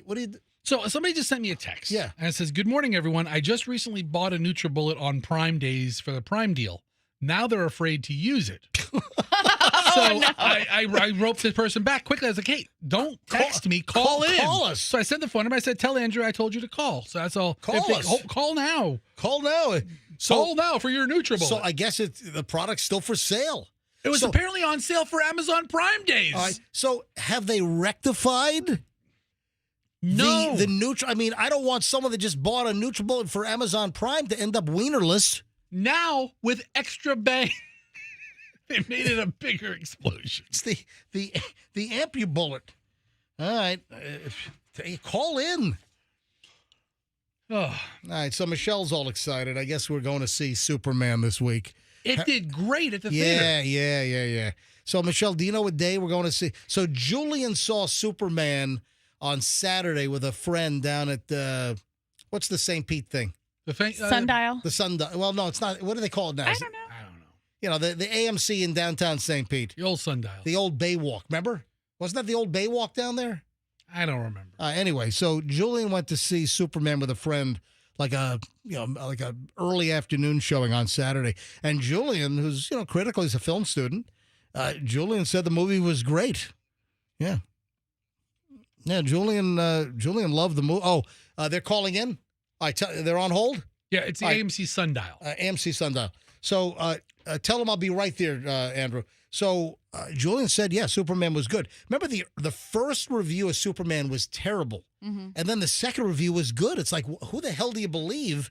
Anyway, did you see what Superman did at the box office? Something amazing. He leaped a building in a single bound. So I think the final tally is going to be around $125 million for the weekend. That's pretty good. And even the Thursday, Friday numbers were so good they were able to project well over $100 million opening weekend. So it looks like they've got a hit. And am I mistaken that DC Comics and the DC movies they've had a rough go, right? It's the Marvel movies have been knocking it out of the park for a while, but I thought I read that the DC movies, like the DC Comics movies, that they weren't doing well, and they really they were praying to the Lord. Marvel cornered the movie market on superheroes with Iron Man, Right. Spider-Man. Yeah. You know, they have the Fantastic Fours coming out in a few weeks. Mm. You know, the DC universe with Superman and Batman. The Batman movies were great. Yeah. But Superman hasn't made a movie that I can recall since like the Christopher Reeve days. But $125 million opening weekend for Superman, and then Julian's going back with us. So do we know we're going to go see it someday this week? Someday this week. Okay. Someday after the morning show, I think we're going to catch an early Superman. And then Michelle's like, yeah, you got to play some Superman music. I'm like, yeah, you got to play Superman music. Now's the time. Yeah, but then Michelle's like, yeah, you need to play that. Look up in the sky. It's a bird. It's No, I said to play exactly what Fester just said. Remember, like the voiceover guy? Yes. You can leap tall buildings in a single bound. Yeah, that's what I'm. Fester just said it. Yes, that's what I'm saying too. So Michelle wants me to play this from 1956. The Adventures of Superman.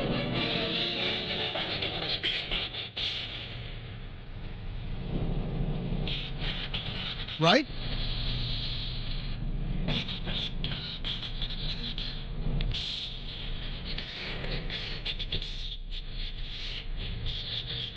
Is that what you wanted me to play? Just those three things. I didn't have to do the whole thing, but you said nobody's going to know it. And it was the first thing Fester said. Everybody knows. I mean, if you're above the age of, 45, you know Superman. But they don't use that in the movies. So, though. but we still relate that to Superman.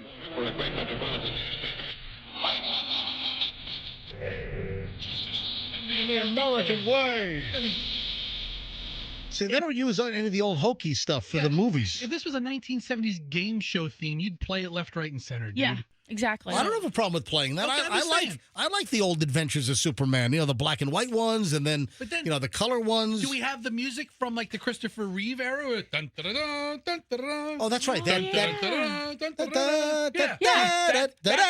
Right. That's iconic music that you automatically associate with Superman. I think it's like John Williams, who's done scores for some of the, the biggest box office smashes of all time. Where's your brain? But these Where's my brain? Yeah.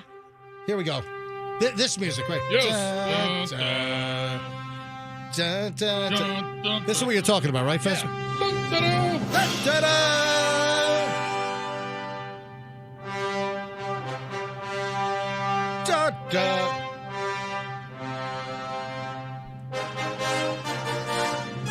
right. I think that's the best orchestration of any movie music ever. That one there? Better than Star Wars, better E.T. than E.T. Better than, Really? I think that's the best one. Really? But yeah, all this iconic Superman stuff. Yeah. And nobody's imitating Marlon Brando as the father of Superman.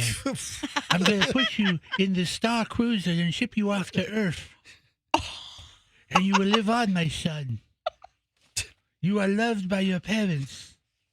Is that for real? I don't know. How does Marlon Brando sounds like this? Doesn't he? No, In The Godfather. In The Godfather, he had like gauze in his cheeks or He something. should have done Godfather. All right. Godfather Marlon Brando in the Superman movies, my son. Yes, my son. Now you sounded like It's morphing into something. like Elmer Fudd. All right, if you want to see something, It's all good. all right, something crazy. Something crazy. I think I saw it on. I got to grab this call. Oh, well, last Superman thing. I saw that thing on HBO Max. There's like something called Red Sun. Yeah. Because where does Superman land? He lands in like the wheat fields of Kansas. Yeah. But Red Sun, he lands in Siberia. And what if Superman was a Russian? It's like this parallel universe. What are you saying? Wow. I'm telling you, there's a show on Yes. HBO All right, Max, all right. and it's called Red Sun. It's like it's an animated It's like series. an alternative Yeah, thing? All right, but what if gotcha. Superman ended up on the other side of the globe and the Russians utilized it? Hey, Mark, is it Mark? Andrew, is the caller Mark? What? I don't know. Who is? Hi, good morning. Who is this? This is Tracy. Oh, Hey, Tracy, are you the one that bought the NutriBullet? Yes, I did. Oh, okay. I don't know why I had Mark in my Mark head. was the guy who wanted us to write the song. Oh, no, got you. All right, so Tracy, you bought a NutriBullet on Amazon Prime Day? Yeah, I did. And it now comes you- with all the attachments, and it comes with everything you can possibly need for it. Yeah, how about gauze and a tourniquet? That didn't come with it, though. All right, so, and then you hear us talk about the NutriBullet exploding and taking people's hands off, right? Yeah, now I don't think I want to use it now. All right. Well, listen, it's up to you. I mean, I'm sure there are plenty of NutriBullets out there that have not exploded and, amputated people's digits. Millions That of people. kind of scares me just a little bit. I don't want to, use it for something and then lose a hand. So no, I think I'm good. It's so funny you say that because this weekend we cleaned out a closet and I had an Instapot that I've never used. Yeah. And I just said, let's just throw this away. I'm never going to use it because the pressure builds up. All You right. only hear of horror stories with the Instapot. All right. So listen, proceed at caution, proceed at your own peril, whether you want to use your NutriBullet or not, okay? All right. Thank you, guys. All right, goodbye. They should sell like bomb jackets with NutriBullets. Just scare the crap out of a listener who just bought the thing for Amazon Prime Day. 8:55 at the MJ Morning Show. This comes to a close now. Hour 20 minutes plus of nonstop MJ. 9 o'clock hour is next. We were speaking about SharkCon and the shark convention at the fairgrounds a little while ago. You've got to hear about this particular city and the confluence or the array of different conventions at the same time in this one city. This is unbelievable. So you talk about a clash of conventions. You got to hear this next, coming up in just a bit. Also, where's the most perverted place in America? The most perverted state in the USA. We're counting them down next here on and a whole lot more on the MJ Morning Show on Q105. 104.7 FM, stand by. Hey, International Diamond Center.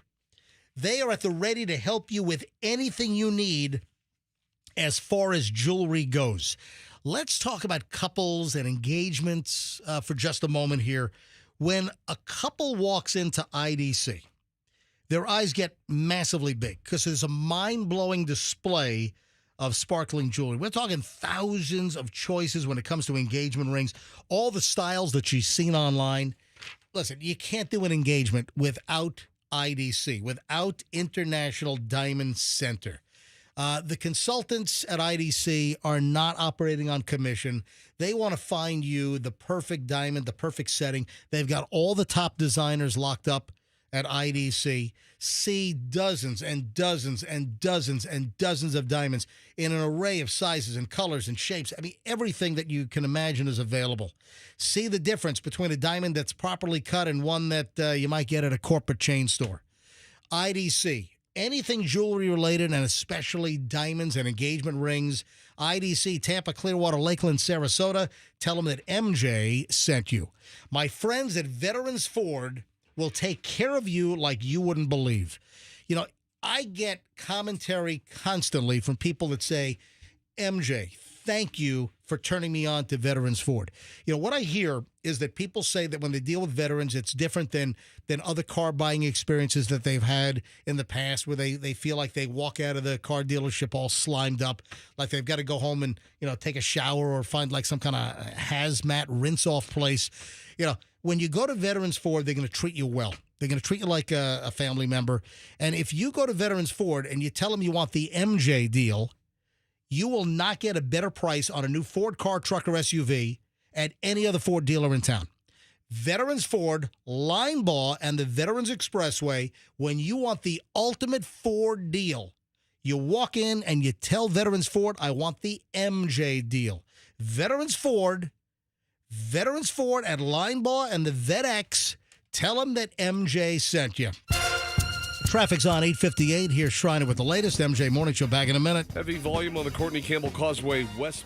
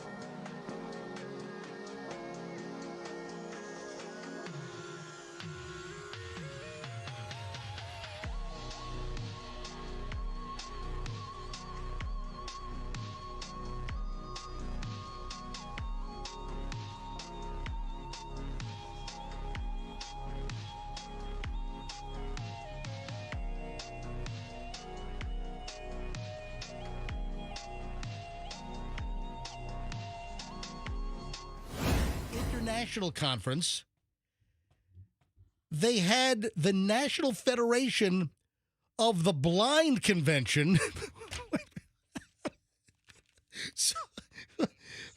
Oh my God.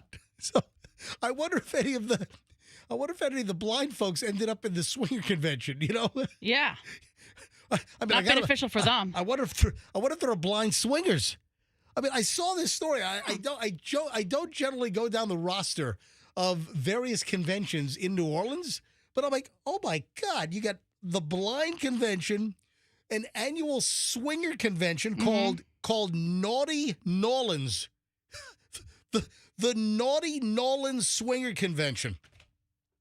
And then the Gospel Baptist Church International Conference. What the heck? That's unbelievable. So then also the Gospel Baptist Church, I think that they might have had some protesters that were protesting the swinger convention. Oh. Fester, where the hell were you? I kind of needed Cajun Fester to make an appearance like 3 minutes ago. I'm sorry. I had to make some NFL predictions, if you know what I mean. No, I don't know what you mean. I took the Cleveland Browns to the Super Bowl. All right, dude. What? Just stop. What, you asked me where I was. Just stop I have to go make a couple of NFL predictions. Stop. Browns are going to the Super Bowl, baby. I stop right there. It's too much information. What are we talking about? All right. No, I'm just saying that I don't usually go down the list of conventions in New Orleans. There's a lot of them. On any given weekend. But you missed the whole freaking thing. Okay. So last weekend in New Orleans, it was an annual swingers convention, the Gospel Baptist Church International Conference, and the National Federation of the Blind Conference. Hallelujah, man. Good for them. That's quite a trio. Oh, my God. I was going to say, I wonder if Cajun Fester made it to any of the conventions. You know Cajun Fester. Yeah. He did go to one of the conventions. Yeah, which one? For the blind people. They never saw it coming. Oh, man. Anyway, I just thought that was a hell of a lineup of conventions. We don't get conventions like that in Tampa, do we? Well, we do, but we really only, in downtown Tampa, we've got just the convention center. Yeah. In New Orleans, don't you have a bunch of hotels with large convention? Not just like a New Orleans convention center, but I think you got a whole bunch of different venues in New Orleans greater than we have here in Tampa. Well, our convention center, you can break it up to like different rooms. Yeah, that's true. So you can have different conventions. It's not like you have to rent the whole place. Right. Well, like the Orlando Convention Center can host 10 conventions at one time. Yeah, right. That thing's the size of Connecticut. And New Orleans and Las Vegas are like that, where they can house several large conventions. So were all of these conventions being housed in the one convention center? That would have been exciting. All right, now, one thing that's been discussed that's held the Tampa Bay area back a little bit is that we don't have ginormous convention space. And wasn't it discussed, how do we expand the downtown Tampa Convention Center? And it's locked. We don't have the ability to really expand that convention center because of the location, and you just don't have the real estate to make it more of a sprawl job. You know what I mean? Yeah. So, hey, one of the things they're talking about is St. Pete. One of the areas they're talking about is where the Trop is right now. When that whole deal goes, and wherever the hell the Rays are going to end up, whether they stay in town, they build a new stadium in Tampa or wherever, one of the proposals is to turn that space into a massive convention center. Now, that's a huge piece of land. You'd be able to put a massive convention center in downtown St. Pete. How would they put a park? How would they put like Central Park in the middle of downtown St. Pete? I like what I said a couple of weeks ago that the pickleball courts? 4,000 pickleball courts in there is what you ought to do. Dude, pickleball. Big Brother started last Thursday, right? Yep. And one of the guys is like, I'm really athletic. I like to, compete. I like to play pickleball. And he's like a young guy. And I'm like, this is right up our alley. Yeah. Big Brother's great, by the way, but I won't get into it now. What is the perviest state in the USA? Hi, everybody. I'm Casey Kasem, and we're counting down the most perverted states in the USA. So how do you come up with this? Well, it's online searches for pornography. So per population or per capita, what state in you're never going to guess this. What state in the USA has the most online searches for pornography? This is as of 2024, so this is data as of last year. So which state in the USA has the most online pornography searches per capita? Oh, God. I feel like I can make a case for almost any state. Michelle, do you have a guess? North Dakota. No, you're not far off, though. Because we had this conversation about the other thing, the OnlyFans thing or whatever it was, and it was like one of those more obscure states. Yeah. Is it South Dakota? No. Is it Montana? You know what? I'm going to give you the nickname for the state, and let's see if you know what it is. Don't say the Beaver State, because that's Oregon. It's nowhere near North Dakota. Nice. Beaver. So... It doesn't stop, Michelle. It's the Pine Tree State. The Pine Tree State? Yeah. Do you know what the Pine Tree State is? No.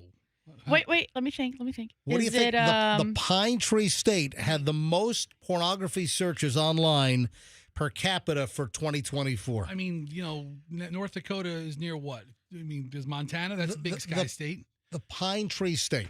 Any idea? Don't look it up, Michelle. I'm not looking it up. I'm not looking it up. I'm looking at a map of the United States. On the other side is Minnesota, and that's like the land of lakes. I'm just going to tell you what it is. Wait, is it Wyoming? No. Oh. No. Wisconsin isn't the Pine Tree State. They're the cheese state. Listen, Ohio. I'm just going to give it Tennessee. Nope. Arkansas. It's Maine. Hold on. Maine is, I guess, Maine's nickname is the Pine Tree State. And more searches for online pornography were performed in Maine in 2024 per capita than any other state in the USA. Right, before Michelle said North Dakota, I was going to guess Alaska because it's one of those outlier corner states. And so is Maine. I mean, you really have to go out of your way to get to Maine. Do you know what number 2 was? North Dakota. No, number 2 is Georgia. What? Yeah, Georgia's not on my mind. Apparently, porno's on my mind. Georgia, close second with 13.9 internet searches per resident. So on average, 13.9 porno searches per resident in Georgia in 2024. And Maine was number 1 with 14.7. I think of Georgia as being so religious and wholesome. Yeah, sometimes those are the ones that are the freakiest, deakiest. Well, we got to keep an eye on those sinners, especially those naked ones. Gotta know what they're doing. There is an interesting list. And Michelle, I can't wait for you to weigh in on one of these items here. There is an interesting list that has been compiled by the daughter of a Secret Service agent. And she has revealed what she does to stay safe. So here is a daughter of a Secret Service agent. If you grow up like in a law enforcement household, whether it's, local law enforcement, whether it's, federal law enforcement or something to do with security, there's just inherently going to be, I think, an education bestowed upon you by your parent that is maybe a little more elevated than a typical home.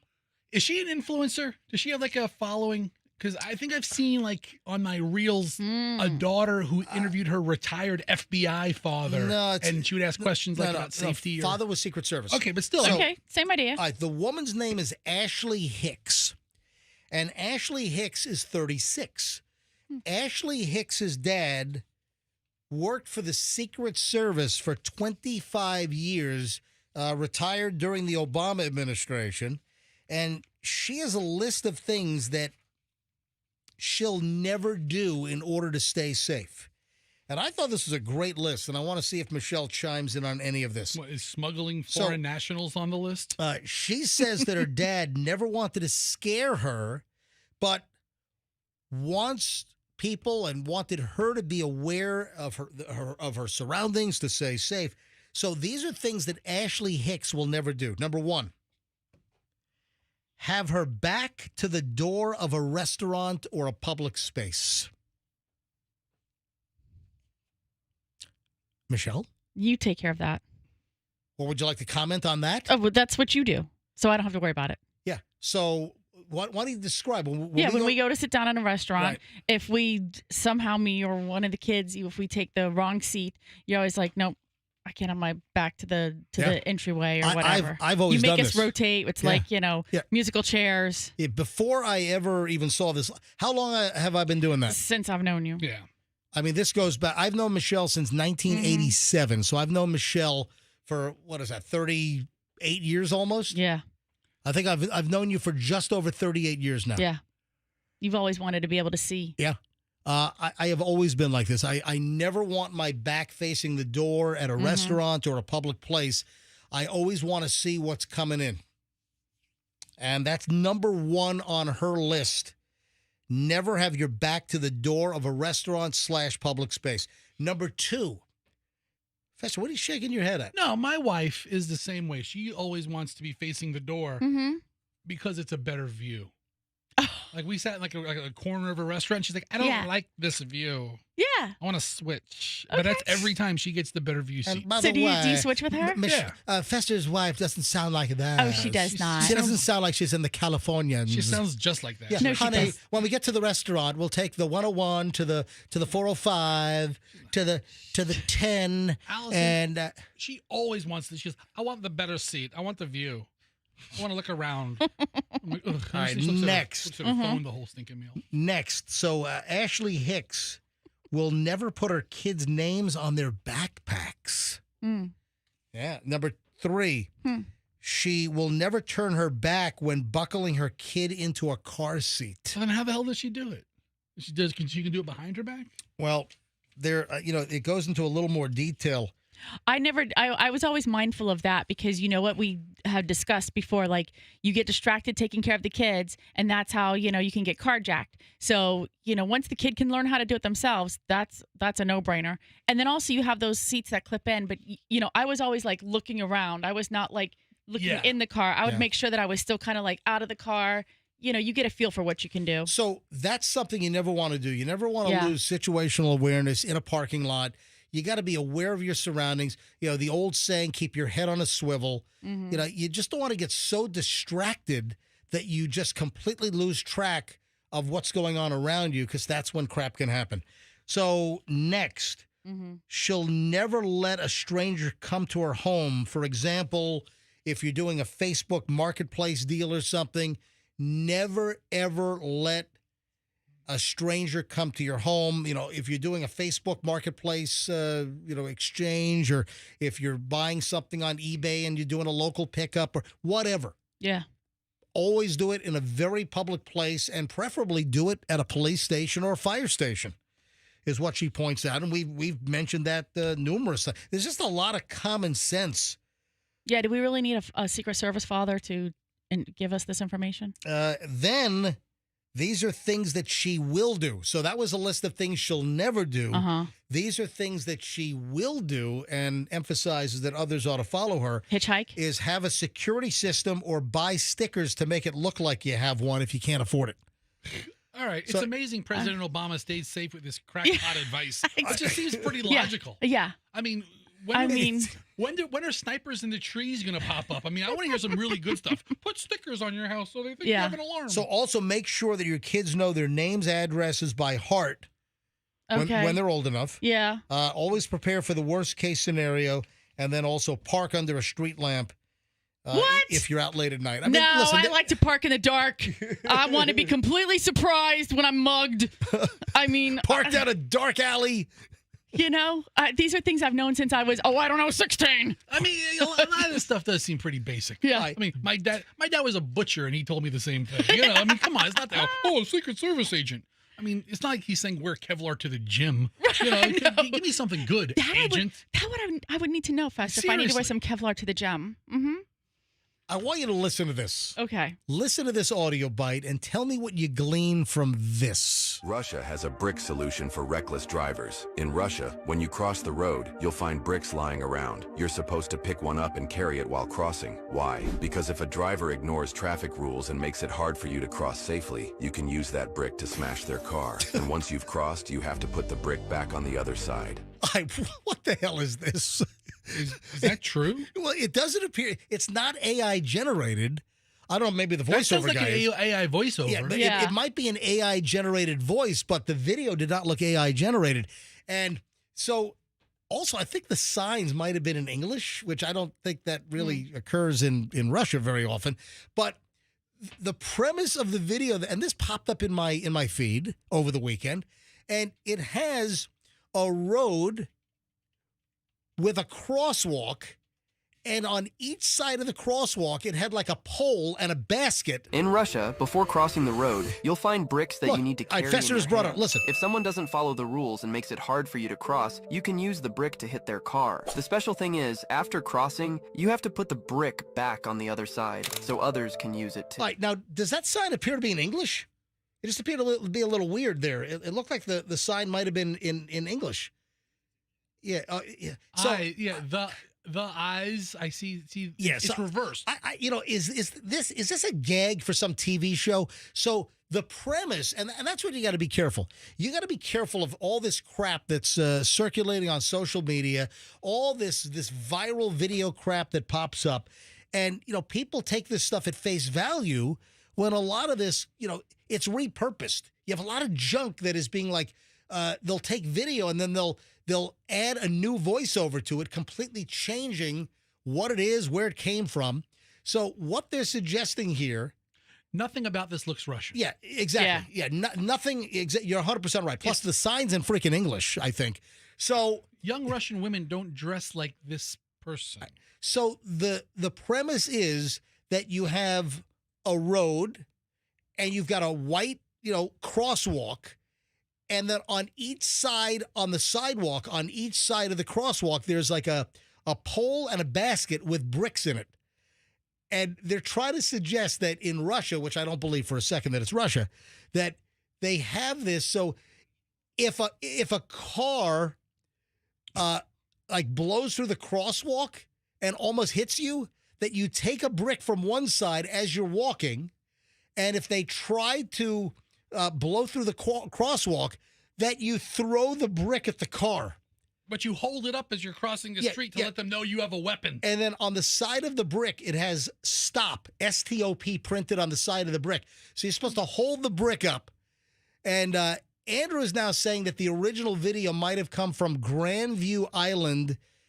Or I'm sorry, it might have come from Granville Island in British Columbia, Canada, and not Russia. But it just goes to show you that, all the crap that's on social media, you don't know what to believe. I mean, this big white car is a Nissan Nissan Armada or Pathfinder. But even then, I don't know if this is real. Even in British Columbia, do they really have... No, they're claiming it's in Russia.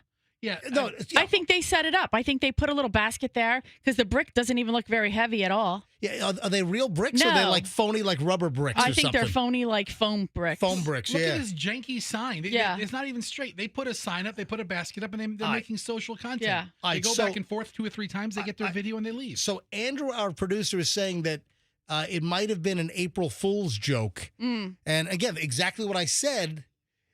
Hold on, Andrew, turn your microphone on. Yes. Are you saying this was a real initiative? They're calling it an initiative. It's essentially a joke, but it's supposed to... Well, it can't be a real initiative if it's a joke. It can't be a real initiative if it's a joke. It's supposed to grab the attention of the drivers, but it's not intended to use real bricks. So they're foam bricks or whatever. See, and that's exactly the point, that you can't believe a bunch of the crap that you see on social media. So I didn't believe that this was real in the first place, and then I had doubts whether it was Russia. So, anyway, it's a red foam brick. But, again, just an example of you can't believe everything you see on social media. So like I said from the outset, I don't believe this per se, but, what is it? What's the gimmick? What's the gag here? And I guess it turns out it's not Russia. It's somewhere in Canada. And it might have been a joke originally, but it's been re-voiceovered to make it seem real. And then it gets like, 2 billion shares, and then you got so many people believing it's real. But that's like the story of social media these days, is you don't know what to believe because there's so... And it's sad, the number of people that... Especially like political commentary these days. And just the stuff that's just blatantly false and wrong. And a lot of the conspiracy theory crap. So streetwalkers, not those kind of streetwalkers, people who walk on the street, it looks like on this Granville Island, they try to do it at an intersection, and they look like foam bricks because they're juggling them around pretty easily. But I'll tell you what, man, if you want to get hit by a Cadillac, right, throw a brick in my car. I mean, I will put me in front of a jury of my peers. Let's go. All right, it's 9:22 at the MJ Morning Show. When we get back, it's the final chunk. We have an update. The former Lightning, was he a center, Andrew? Yeah, former Lightning center, Nick Tarnasky. My new favorite player. The guy that put a beat down, opened up a can of whoop ass on a golfer on a golf course. Speaking of Canada, there is an update. Also, did you see what Travis Kelce did at a golf tournament? No. Yeah, Travis Kelce, Taylor Swift's boyfriend, fiance, whatever the hell they are. Yeah, he had a little issue on a golf course as well.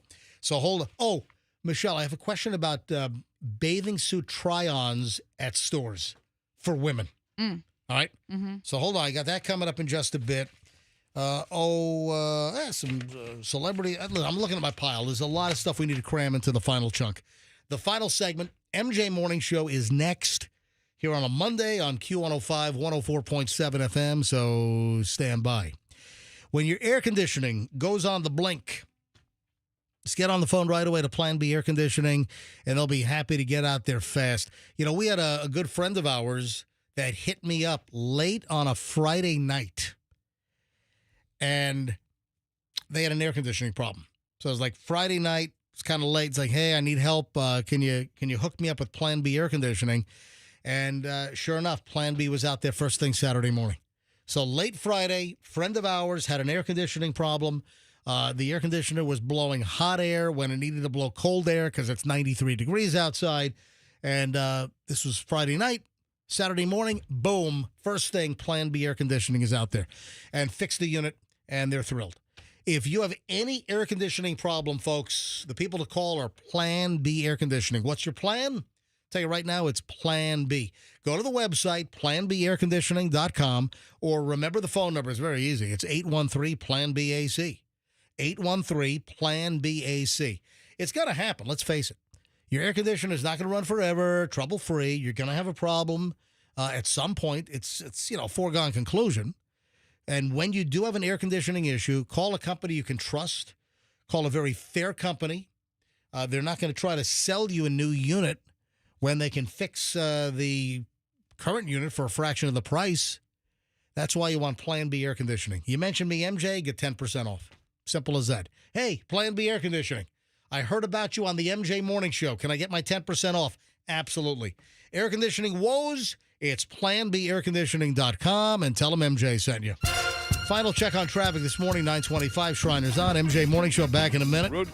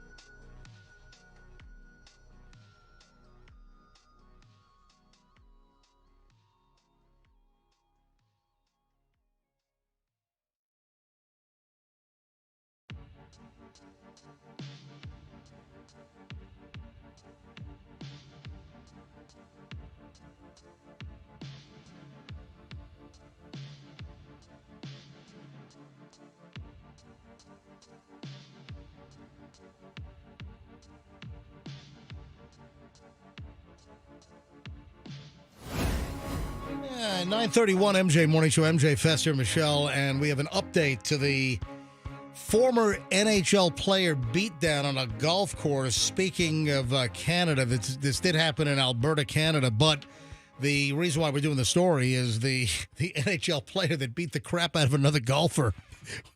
He was a former Lightning player, apparently, drafted in like 2003. Yeah, I mean, he wasn't a great player for the Lightning, but... Yeah, it's a name that I don't know, but of course, Andrew's our Disney and hockey savant here on the MJ Morning Show.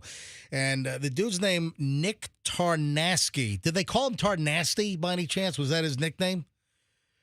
Yeah, I mean, that's like a given. The guy's name is Nick Tarnasky. Well, I'll tell you what, he was nasty to a guy on a golf course in Canada, but the dude deserved it. And we played this audio for you, mid last week. And it was just a beatdown. So this golfer charges Nick's group because they were frustrated that they were not moving fast enough. So you've got this big, huge former NHL hockey center, and you got this scrawnier dude, half the guy's size, charging him, and then throws him into a lake on the golf course. Then the guy comes out and charges again. And then you got this this former Lightning player is just punching him in the face and grabbed him by this dude's sweater and starts punching him in the face. But every time Nick Tarnasky is hitting the guy, he's going like, bam, bam. He's like narrating with sound effects his own hits on this guy's face. But there's a follow-up to the whole story. What's happened? Which is quite remarkable, actually. So first, let me play the original audio that we played for you last week where Tarnasky is just wailing on this guy's schnoz. You guys need to get off the golf course. Yeah, let's go. go now. I don't know Pack up, go now. I don't know what you're doing. You're not scaring anybody. You're just making I yourself... Hey, man. Come on, man. Here's a scuffle. He gets thrown into the lake. Hey. Off to a good start, buddy. I told you. Man, leave him alone. You want to man. Leave him alone, man. I got it all on record. Man. It's around the golf. I got it all on record. It's around the golf. Hey. You want to go, guys? Leave him alone. Hey, leave him alone, man. I wouldn't keep going back, you moron. Hey. You're this... I'm not trying to get in there. Enough! Are you still cheering on you? He's punching the guy in the face, and as he's punching him, he's going, bam, bam. Hey. Enough! Hey. Get him the out of here! No, it's not going to go well for It's not okay. Take him home or get him out of here. Get moving! All right, so Fester found a little background on the former Lightning player. Now, he was an old school enforcer. He is the wrong, of all the wrong guys. Everybody in the NHL is the wrong guy to pick a fight with. He's the wrongest of the wrong. All right, so he appeared in 245 NHL games. Nice little career. Mm-hmm.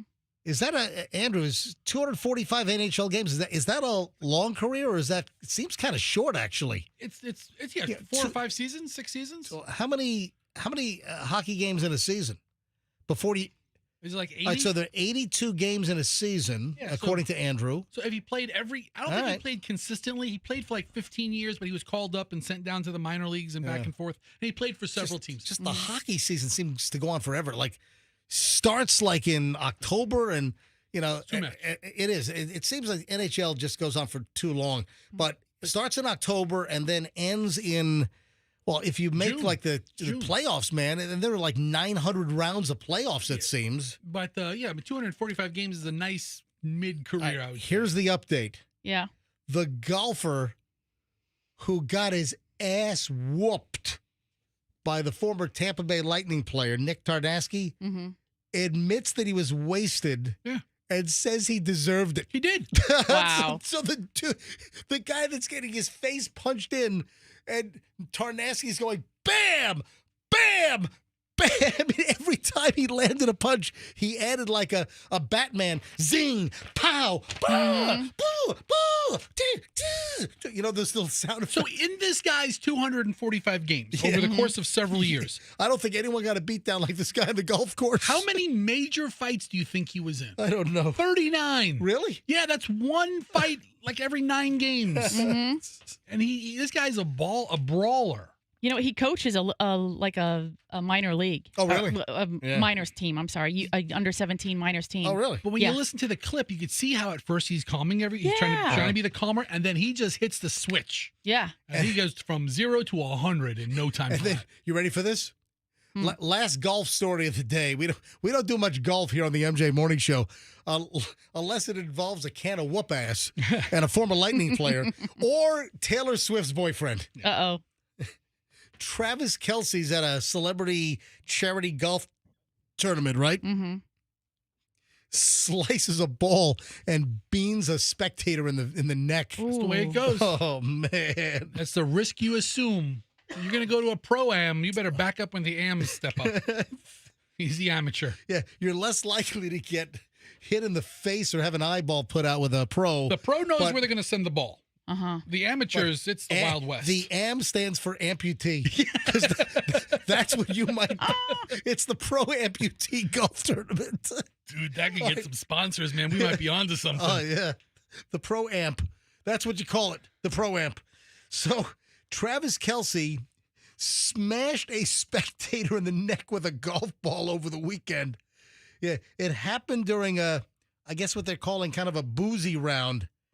On Saturday, Kelce was accompanied by his brother, former Philadelphia Eagle Jason, and they stepped up to the tee. This is on the banks of Lake Tahoe in Nevada. The injured fan took a golf ball to the neck. He has since passed. Oh, no. He was pronounced deceased at the scene. Just kidding. No. Oh, my gosh. No, I'm joking. I'm kidding. No, the fan will recover. There's even a photo of the fan like taking a picture with the Kelce boys. Yes, the least they can do is take a picture with the guy after they peg him in the throat. After he was throat punched with a golf ball. Anyway. So a couple of golf stories. I don't know what is wrong with people. We have another story of a stupid tourist approaching a bison at Yellowstone. What? But wait a minute. There's more. It's a mother holding the hand of a toddler walking up to the bison. Oh. Are you freaking nuts? This is insane. Video taken at the Yellowstone National Park, Pebble Creek area. And this is nuts.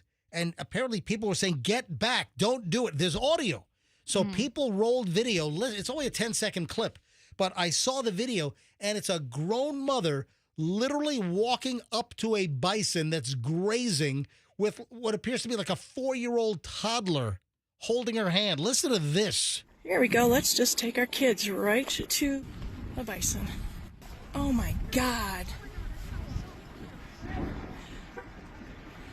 I mean, luckily, the mother and little kid weren't trampled. But what are people thinking? I mean, we've had multiple stories. Idiots. Already. Yeah, so far this year. Yeah. This is like moron tourist bison story, I think, number 4. I think so. I think it's the 4th one. We had a Florida guy, a New Jersey guy. Yeah. I mean, somebody fell in a geyser a couple of months ago. It's not good, man. Listen, if you're going on summer vacation, you're heading out west, you're going to Yellowstone, you want to see Old Faithful, you don't walk up to bison. They are dangerous animals. Bison, moose, tell you what, moose will F up your year. Stay away from everything. Exactly. But can you imagine? This could have been so tragic. That 4-year-old would have been stomped like a raisinette. Yeah, it would have been over for the kid. Oh, my God. And the mother's just walking, like nonchalantly walking right up to the bison, like it's a freaking petting zoo, like they're petting a goat at the mall, you know? What a dope. All right, Michelle, what do you know about trying on bathing suits at the store? I don't do it without my panties on. Ooh. Like, for sure. All right, do female bathing suits, whether it's a one-piece or a two-piece, do they come with plastic inserts sometimes? Yeah, sometimes there's like a taped-on liner or something. Yeah. Tell me about But it. it's nothing. I feel like the last time I tried on a swimsuit, it was like a piece of masking tape is what I kind of would liken it to. And it's just like on a little narrow, I mean, it does nothing to protect you from anything that might have already been creeping and crawling down around in that area. Well, guess what? Yeah. Guess whatever was creeping and crawling from the previous person that wore it, it's now on the plastic. Yeah. Right? So, I don't really trust any of it. I really don't. I'm not a bathing suit person, as you know. Yeah. So I don't really try them on. She's a nude. She's a nude bather. There you go. She loves the nude beaches. Yeah. Whenever we travel. Anyways, so the little plastic liners were tested. Yeah. And somebody swabbed. What a false sense of security. You know what it is? It's to keep the heebie-jeebies off the actual fabric itself. But whatever was, in that zone or whatever, it's on the plastic. I mean, if you're the second person to try it on. So let me tell you about Nicholas Acher. Nicholas Acher is a scientist from Chicago, and he decided that he was going to do a test. And he actually said, "This is a test. This is only a test." So he swabbed the plastic, like, insert seal on different bathing suit bottoms that hung in a retail store, and then placed the swabbed material into a petri dish. And man, he wanted to see what kind of bacteria lived in there. He's like all grossed out. He said, "I thought it would be fun for people to know that all the nastiness that we don't think about every single day." Yeah, he's a microbiologist.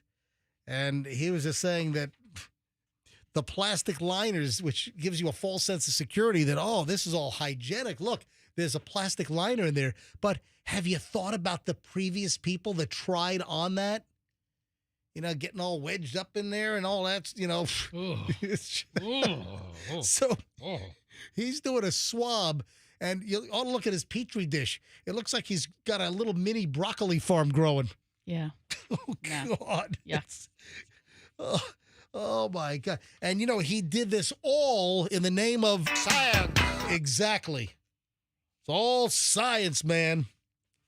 So next time you try on a bathing suit and you think there's a little plastic liner in there. Yeah. He goes to a scientist convention. He meets somebody trying to cure cancer. He meets somebody else trying to get us to Mars, and he's just swabbing panties. Hey, we know we know who spent the $10 million on that original Jane Birkin bag. We knew it was a Japanese bidder. That is ridiculous. The original black leather Birkin bag, the Hermes Birkin bag. Was it Vera Wang? No, it was a Japanese company. Yeah, what are they going to do with it? I don't know. I think it's a company, so it's not one person. They must be affiliated somehow with like either Hermes or resale. The Japanese love that stuff. Did Temu buy it? Oh, that's not Japanese. No, that's Chinese. Okay. Not Japanese. Chinese junk. So the original black leather Birkin bag, which was owned and loved by Hermes fan Jane Birkin, sold for $10 million, and it's sold to a company called Valuance Japan. And it's the company behind luxury buyer Allu. Is that like a online luxury site? ALLU in Japan or Asia? But I'm sorry, $10 million for a beat-up old bag. Look, it's worth what it's worth. Yeah. It's worth however much somebody's going to pay for it. Yeah. Oh, obviously. Yeah, but I mean, that just seems ridiculous. If I'm a stockholder in this company, I'd be like, you spent $10 million on what? Yeah, it's a pre-owned luxury goods trader. You know what? It depends how my returns have been over the last couple of quarters. I mean, if I'm doing all right, you know what? Buy yourself a bag. Mm-hmm. It's all right. I don't understand what they're going to do with it. I mean, is somebody going to use it? Some old lady going to just walk around Tokyo with this bag? And it looked a little scratched and marred, so it was a used bag. It was beat up. Yeah, it looks like she really used it. Pretty weathered. Yeah, leather's scraped. A lot of the black is scraped off of it. It's marred. It's it's messed up. $10 million. Congratulations to the Florida Highway Patrol. They did win the Best Cruiser in America contest for I think it's a number of years running now. Third year in a row. Yeah. Three-peat for the FHP. So just know when you're getting pulled over by those guys, they got some good-looking cars. Well, I don't think they use the Corvette for actual patrol. I think they use the FHP Corvette with the FHP logos and livery. That's what was entered. That's what won. They use it to chase drug runners. It's a bootleggers. No, it's a C8 Corvette that apparently they use for like promotions and everything. But listen, car looks good, and they did win. But they said that it was the closest competition in years. Who was second place? Yeah, I saw that. Arkansas? No, it was the closest competition in years. It was done by the American Association of State Troopers, the America's Best Looking Cruiser calendar. Florida was number 1. Did they say it was number 2? I don't know if they did. I saw that it was the closest contest in years is what I saw, but I don't see who came in number 2. And the winning photo was the Florida Highway Patrol with a black and tan Corvette C8 Cruiser. And it was with Miami's skyline in the background. That's cool. Here's a video Polk County Sheriff's Office put out on July 10th. What was that, like Friday? Of a couple of troopers. July 10th was Thursday. Whatevs. A couple of troopers and Sheriff Judd dancing in front of the Corvette. With an alligator. That's great. I want to dance with him. Yeah, you bet. So what do they win? They win a calendar slot. What are they? Miss May? What are you saying? So what do they win? Yeah, they win a calendar slot. Well, they win bragging rights. Yeah, you do. You win the best cruiser nationwide. I mean, that's what the contest is about. All right, one last thing before we get out of here today, and I don't agree with this. What?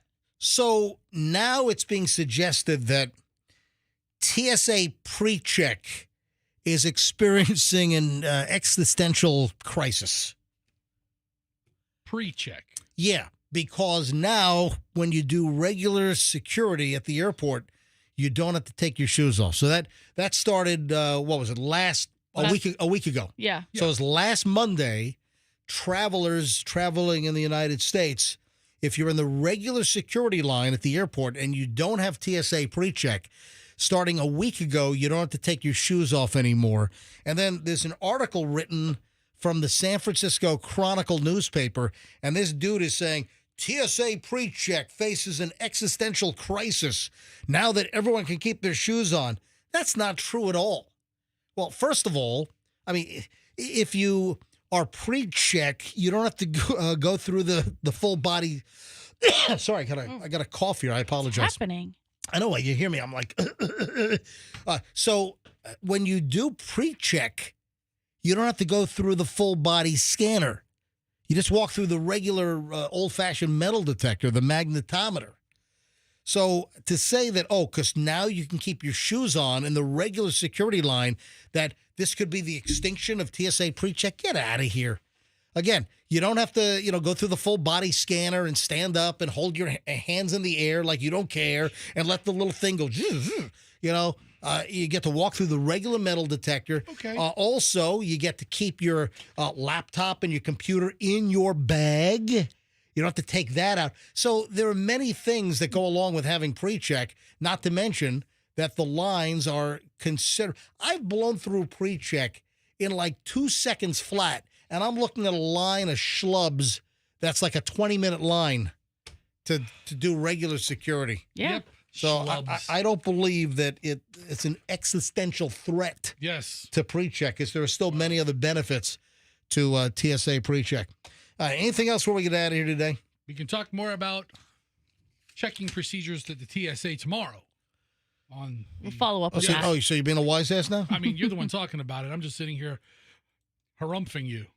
Harumph. We'll have more about that tomorrow. Harumph. Fester's going to do a little research. We will not have more about it tomorrow. I think we're going to... Fester, what do you think? I'll do a deep dive in the, was it existential? 7:45. Existential? Extraterrestrial? Extraterrestrial. The threat that us schlubs have to face while where the elite go to meet in the TSA Precheck. Hey, do you remember the home where the Michael Scott dinner party was being held in the office? Vaguely. No, I don't know. I can't even recall that episode. Well, the home's up for sale. Oh. Are they using that as like a bargaining chip to charge 4 times the property value? And if you think that the home is in Scranton, Pennsylvania, it's not. Whoa, it's not? One thing that always bugged me about The Office is as they're driving around, you see the bright yellow painted curbs, like the no parking areas that they have. They don't have brightly red painted curbs in Scranton, Pennsylvania. Why are you ruining it for the rest of us? I'm Come sorry. on, I mean, dude. Knock it off. They're driving around, you see palm trees. I mean, there are no palm trees in Scranton, Pennsylvania. Have you been to Scranton, Pennsylvania? Yes, I have. I've ridden the President Joe Biden highway right through the middle of it. I've been to Wilkes-Barre, Scranton. No, but the Michael Scott home where they held the dinner party. Yeah. That's a funny episode. Yeah. That home is up for sale. It is not in Scranton, Pennsylvania. It's in Reseda, California. Is it a nice home or is it like not so nice? It's a condo. According to Zillow, the condo where that was shot is located at 7303 Bonnie Place, Reseda, California. It looks pretty modest to me. 3 bedrooms, 3 bathrooms, total floor space of 1,458 square feet. And it's famous for the dinner party episode in The Office, and it can be yours for $710,000. Is it furnished in the like decor of that was featured in the Office episode? That'd be cool. That would be really cool, right? I don't think it looks just like the Office episode. I'm sure they... the Brady Bunch lady, that house, I think they redid the whole inside, so why not do this? Yeah, I'm sure the set stylist brought in the stuff for the dinner party scene. We got to roll, folks. It's 9:53 at the MJ Morning Show. Have yourself you know what I should do? What? Since we're speaking about The Office, I think I should probably just play maybe a little bit of The Office theme as we get out of here. Yeah, that'd be nice. Yeah. So with that, folks, have a fantastic day. We'll see you back here tomorrow on the MJ Morning Show on Q105. And let's be careful out there.